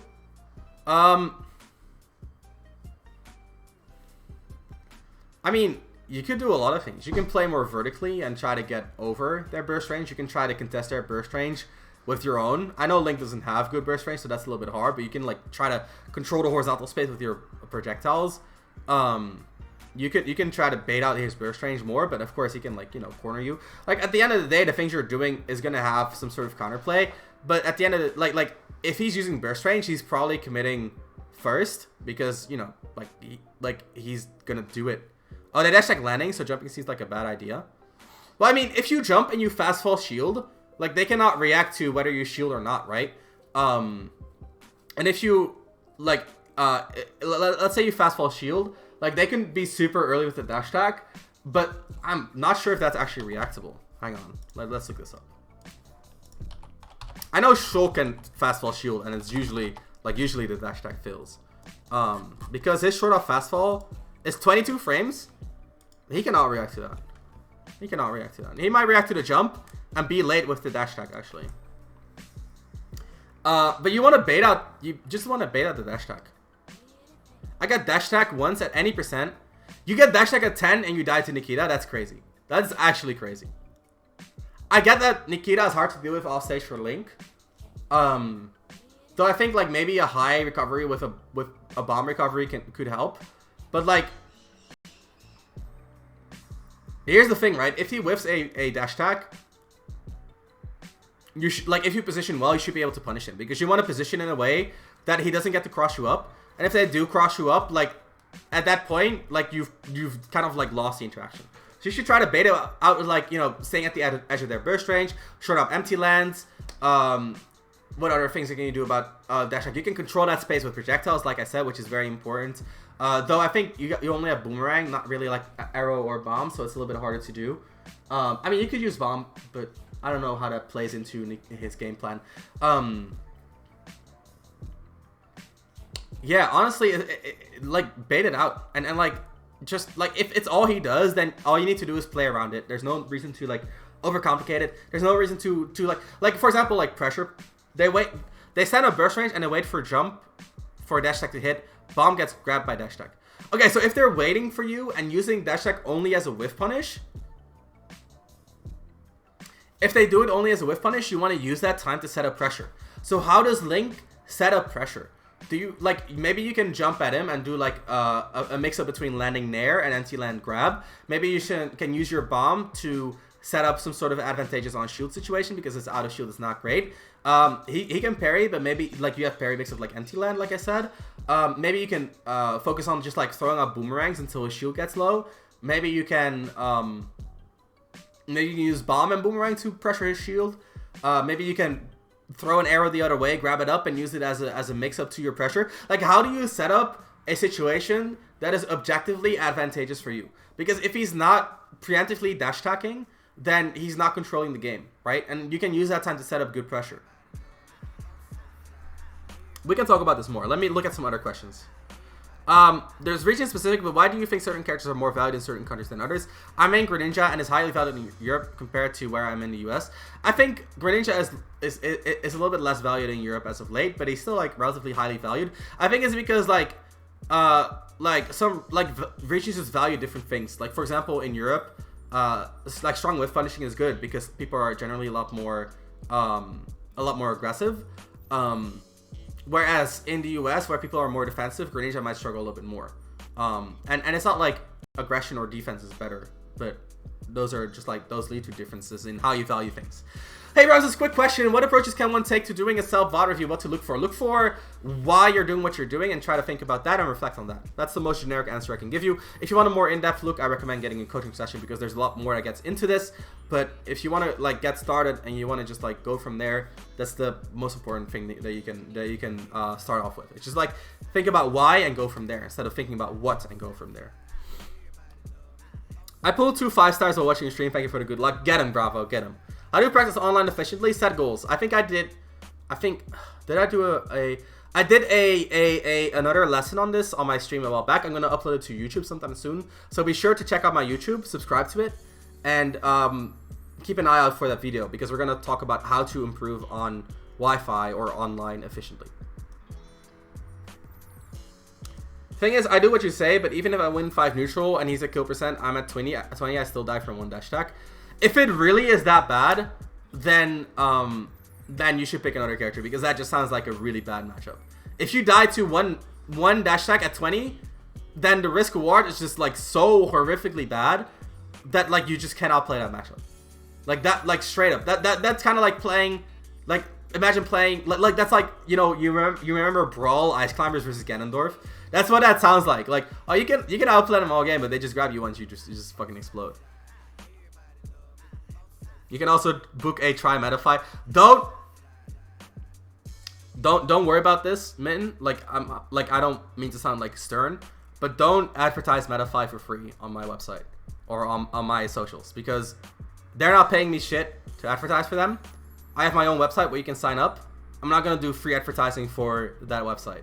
I think what they're doing is cool, but I also think they're a little bit abusive in how they're getting players to advertise for that website for free, which I think is exploitative. I think that's exploitative. So I prefer if you wouldn't, but I appreciate you shilling for me.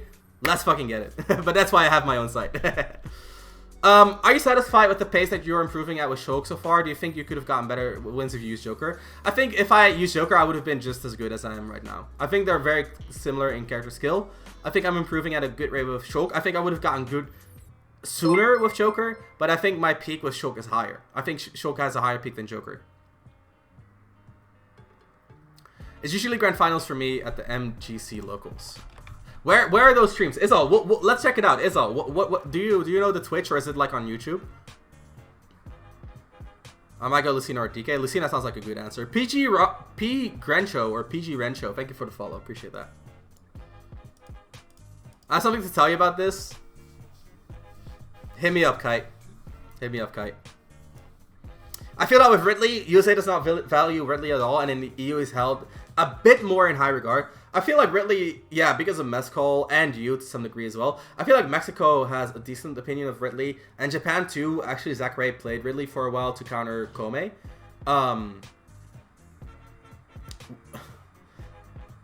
I'll tell you later in the DMs. Okay. But yeah. Okay, so I think that's most of the questions. We'll take a look at what like Izal's games, because I am interested about the touch of death dash attack at 20. Choke is pretty common in the Netherlands. That's true.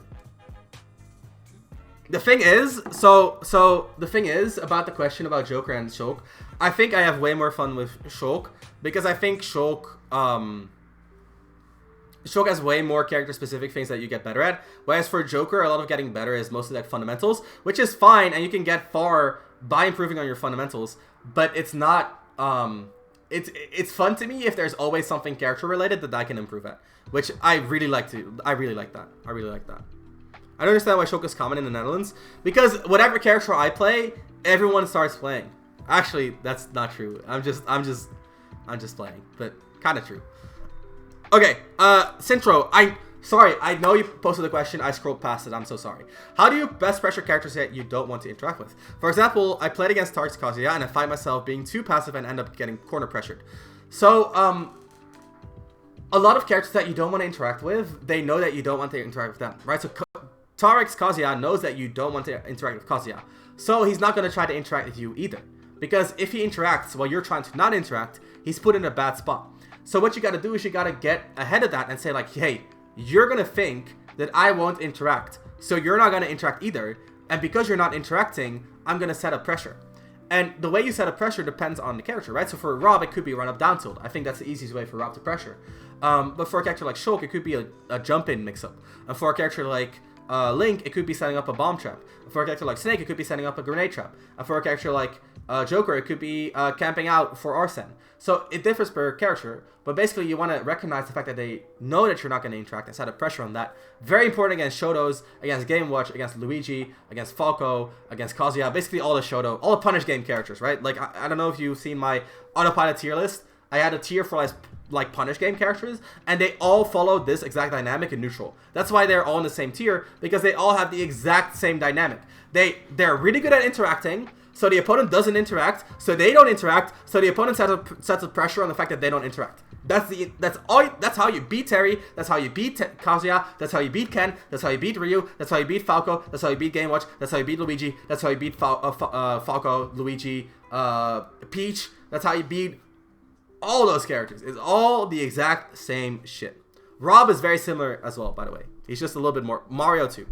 Rob is the same way, he's just a little bit more broken. He can interact without, like, you know, committing. Anyway, What is Beyond says, hello, hey, welcome. First of all, thanks a lot for the excellent content you're putting out. Thank you. Let's say we consider adaptation as a two-step mechanism. First step is information gathering. Yep. And step 2 is processing the gathered information to implement changes into your gameplay. Very accurate. First off, is this vision of things correct? Exactly, it is. Secondly, what do you think would be the best way to implement the second step? What I would recommend is to have concrete ways that you want to process information. So the more you gotta think on the fly, the harder it is to adapt. So having an idea of what you want to do with information is very important. So what I just talked about, for example, is like, hey, if someone is waiting for you, then you want to set up pressure. That is a generic dynamic that you can apply to a lot of situations. So you don't have to adapt too much or think about it too much in real time. And the same could be true, like if someone is constantly setting up pressure on you, you want to intercept them. That is a generic adaptation, the generic dynamic that you can that you can apply to any situation. And the adaptation is a lot easier because all you're looking for is are they waiting for me? Are they setting up pressure? Are they intercepting? Which is a lot easier to adapt to than what are they doing as like a global question. We have like 5 Terrys in Israel. That sounds horrible. I wouldn't want to be you. Is it true that whatever character you're a top regional player definitely correlates with the amount of players that character has locally? Kind of true, kind of true.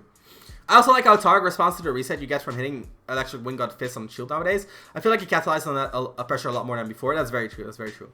What would you do when you realize mid-match that you're distracted? Ask yourself a concrete question that gets you back into the game.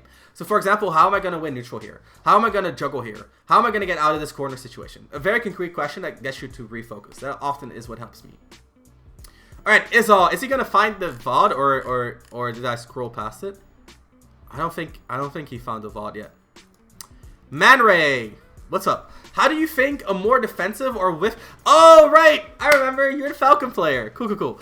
How do you think a more defensive or with punish Falcon would be? I'm split because his non-burst options aren't very active, but his burst options are very punishable and easy to bait. Very true. I feel like it would be better than to use his burst range to whiff punish since it seems less risky, but I feel like Falcon's initial dash and turnaround... to turn. I assume that's the turnaround animation. Oh, turnaround. Right. I'm sorry. Turnaround makes with punishing play a lot worse. It's actually funny. Falcon Fatality. Let's look at this together. Actually plays very with punish heavy. He actually played against me. We can look at my game against him. That's me. Well. I actually beat him. I almost beat him in this game too, but then he fell out of my B like 4 times, and wait. Did I still win this game? Hang on. Oh, I actually still won this game. Okay, so I got mad for nothing. But yeah, smash hard, baby. Having pre-planned generic scenarios beforehand that help leisure the character and play specific. Yeah, so like not even scenarios, but more like information and like RPS. Okay, so if you look at the way Fatality plays, you can see. Okay, so he actually waits a lot for what I do. And then he kind of he fell out of my V and I still beat him. April Fools. It's actually a little bit less apparent. I feel like he's spamming fucking spot dodges, and I didn't actually realize this. Look at this, spot dodge, spot dodge, spot dodge, spot dodge. Why is he spot dodging so much? I've never seen. I didn't realize this. He actually didn't spot dodge there. What the fuck? Okay, so anyway. The point is, Fatality actually, a lot of the things he does is kind of like for example right here, right? This roll, he immediately dashes forward, right? But this forward dash is actually still a whiff punish because his goal with this forward dash isn't to aggress because then he would have dash attacked me. He actually is looking for information and he sees the jump and he reacts to the jump. That's why this jump is so overshot. You can actually see he does this in reaction to what I am doing. Yo, Silly, thank you for the raid. Welcome all the raiders. We're actually doing a little bit of a Q&A. So I'm helping some of my viewers out with questions that they have. We're currently talking about Fatality and the way he whiff punishes with Falcon. So hope you enjoy that.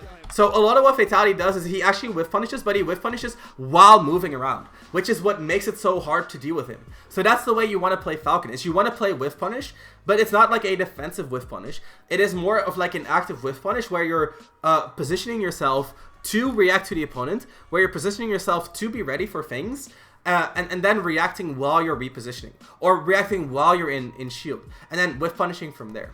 I'm here from Silencer. Welcome, Pill Knight. Welcome, Bad Matchup as well.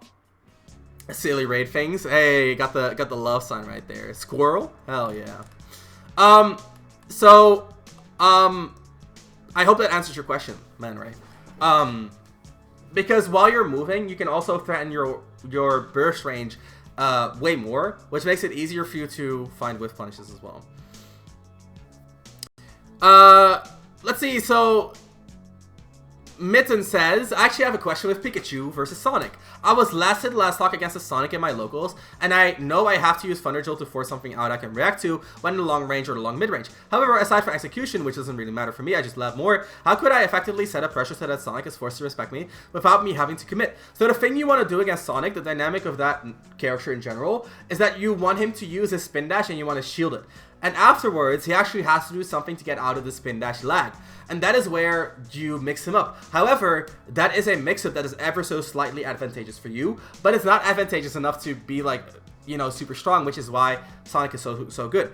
But you want to focus on that situation because afterwards his options are limited in specific ways that you can capitalize on. For example, like he could stop after the spin dash, but it's pretty laggy, so he often has to jump. And if he jump, he has to land again, which you can mix up with his specials. But those are still mix-ups, right? The way he uses specials afterwards can be called out. They're not invincible. They're limited. He has to, you know, he has to compensate for the special leg. Blah blah blah. So it's like a mix-up situation that is ever so slightly in your favor, but you need to know how to navigate the situation. So what a lot of people do is they dash up shield, wait for the spin dash to release, let the spin dash hit the shield, and then play from there. So a lot of it is like managing your shield health, mix in, like, for example, you can like dash up shield and then retreat with like a jump back and do like a landing aerial to catch out like the spin dash when it's no longer invincible. So there's like more layers to it, but the baseline is that you want him to release a spin dash on your shield and to punish from there, which can still get you hit.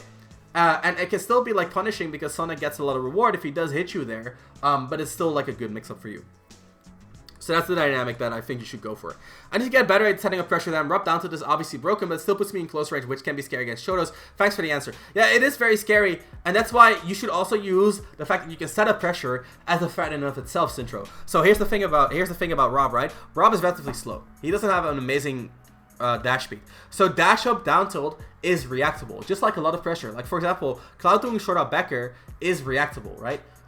So what you want to do is you want to turn the movement into a strength, because the weakness is that they can react to your movement and they can mitigate your pressure, right? So Kazuya can react to your dash and electric you and then you die.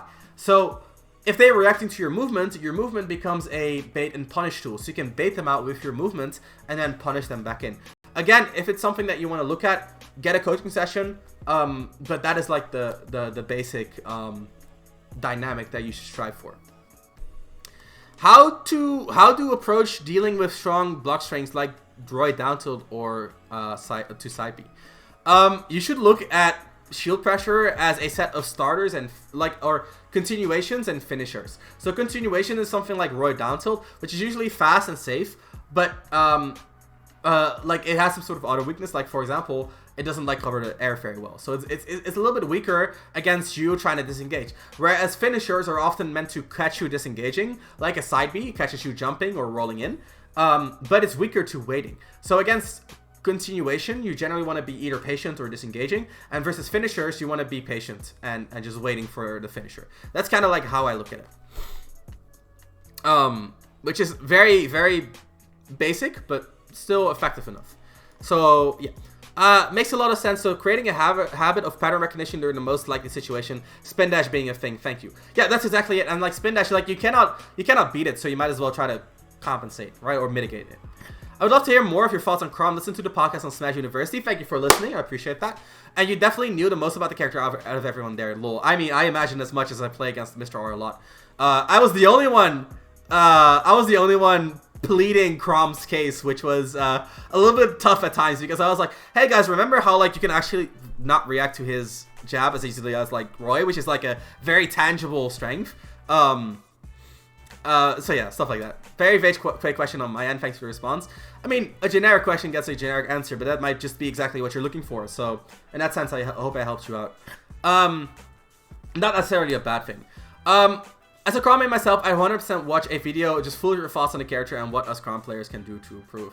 I appreciate that. I honestly don't know what to tell you because I feel like my thoughts on Chrom are still a little bit all over the place. I might do a video on that sometime soon. I'm actually planning on doing a... Okay, so guys, I don't know if let's quickly do a... Okay, so we have 75 viewers. Okay, so you guys are gonna be the first to hear this. But I've been promising this for a while. I'm working on setting up an e-store, an e-shop. It's gonna be the Ramses e-store because we have the Ramses e-shop, right? The Ramses e-sports, Ramses e-shop, e-shop, e-store, whatever, e-sports. And I'm gonna be selling my webinars on my e-shop, e-store. I'm also gonna be selling other things though. I'm gonna be selling things like I'm working on a ledge trapping guide, which I'm going to be selling on there as well. I'm going to be selling access to all the coaching notes that I've done. I'm going to be selling access to all the coaching VODs that I've done. So you'll have access to all the VODs of all the coaching sessions that I've ever done. And I'm also planning on releasing character or anti-character guides, where I'll be telling you guys how to beat certain characters. So I know we did a stream on how to beat Snake a while back, and that was very well liked, and I thought it was very important, because a lot of people learn a lot about beating Snake. That is like also like a lot of low-hanging fruit that I feel like people just don't know. And I have a lot of experience against a lot of characters. I have a lot of experience with theoretically explaining things like how to VOD review should be a video that I'm going to sell. How to Let's Rep should be a video I'm going to sell. How to beat Snake should be a video I'm going to sell. And I'm going to be working on more videos like that. So I might be doing one on Crom, right? So how to play Crom, how to get the most out of Crom, why play Crom over Roy, things you should know to pick up Crom, how to beat Crom, stuff like that could be coming up. But again, guys, this is like something that I actually wanted to launch in January of this year, but the scope of the project is just so big, and I'm still working on a lot of the logistics. So this is not going to be a short-term thing, but I'm like steadily chipping away at this project. I'm thinking about hiring someone to help me out, but my most important thing, yo, the Beefy Smash dudes, you guys are just in time. I was just talking about the fact that I'm going to be setting up an e-shop or an e-store where I'll be selling character guides, anti-character guides, how-to guides like how to Let's Trap, how to juggle, how to VOD review, as well as my entire coaching archive. All like hundreds of coaching VODs that I have there. But I'm thinking about hiring someone to help me out because it's just such a huge project. I don't know, like it's going to be a while before it starts. It was 60, but people bailed. Okay, cool. But yeah, I'm gonna start working on it. How to win a super major. Thank you, man. Appreciate that. Hope you guys had a great stream yourself. So yeah, I'm gonna start working on. I've been working on that. I'm gonna maybe hire someone to help me because it's gonna be a huge project, and I'm working on the logistics. I'm gonna try to make it as good as I can. The issue with hiring someone is that I want to have like a really, really high level of quality, and I don't know if other people can provide that quality for me. I need it to be like Ramses Esports level of quality all the way through. So that's the plan coming up. You're easily the most professional and articulate Smash content creator out there. Looking forward to it. Wish more people were like you, lol. I wish more people supported me. I feel like I have a lot of good things to say, but like the support comparatively is like relatively low. But I mean, that's just how it is. I mean, like I'm not complaining. I feel like I'm very grateful for all the support I do have. And like I'm just trying to keep growing and growing. We need more content because there's no high-level Chroms to watch right now. So recency bias. Exactly, it's a lot of recency bias. That's exactly what I said in the podcast as well. You're very clearly growing, so with time. Yeah, I just have to be patient, right? But it's hard because like I feel like growth eventually, like it's like a steady climb. But there's like the breakaway that anyone has, and like I just need the breakthrough or breakaway to come through eventually. Okay, guys, I know I just got rated, but I think I'm going to call it here. We've been live for 2 hours and 15 minutes. So, the perfect time to tell you all April Fools. I didn't help any of you. I gave you the opposite of what would be good advice, actually. That's something that I would do. No, I'm just kidding. Let's see. We're going to do a raid ourselves. We're going to send you guys, we're going to pay it forward. Thank you guys so much for the support. Hope you guys enjoyed today's... Have one of your students win Genesis and pay them to shield you? Maybe. Yeah. Really good stream. Thank you guys so much for the support. Thank you guys so much for the subs today. I appreciate it a lot. In case you guys don't know, we are working towards a neutral game tier list. Well, I'll be giving a basically a tier list of who has the best neutral game in the game. Let's see. Any of my friends streaming right now? I see a Shulk right here. Not a friend, though. But yeah, thank you guys so much for the support. Appreciate it. All the subs, all the follows, all the people who just tune in and hang out in my stream. I appreciate it so much. We're going to be back with coaching, I think, on Sunday. I'm going to have to double check that. But it should be fine. It should be fun. Hope you guys tune in.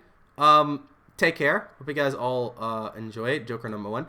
We're just gonna, you guys just watch Smash Factor Gaming. It's an awesome tournament. Really excited to see what's gonna happen. I hope Glittany wins. I hope you guys enjoy I hope you guys enjoyed the tournament. I hope you guys enjoyed the stream. It was very informative, very fun to do as well. I might have to do more of these because I think a lot of people want my help and I love to give it. And I feel like, I just feel so good when I can help people out. I'm not going to be at Fight Night tomorrow. I have other obligations, so I hope you guys have fun at the event tomorrow. And I'll see you guys then. Bye-bye. Cheers!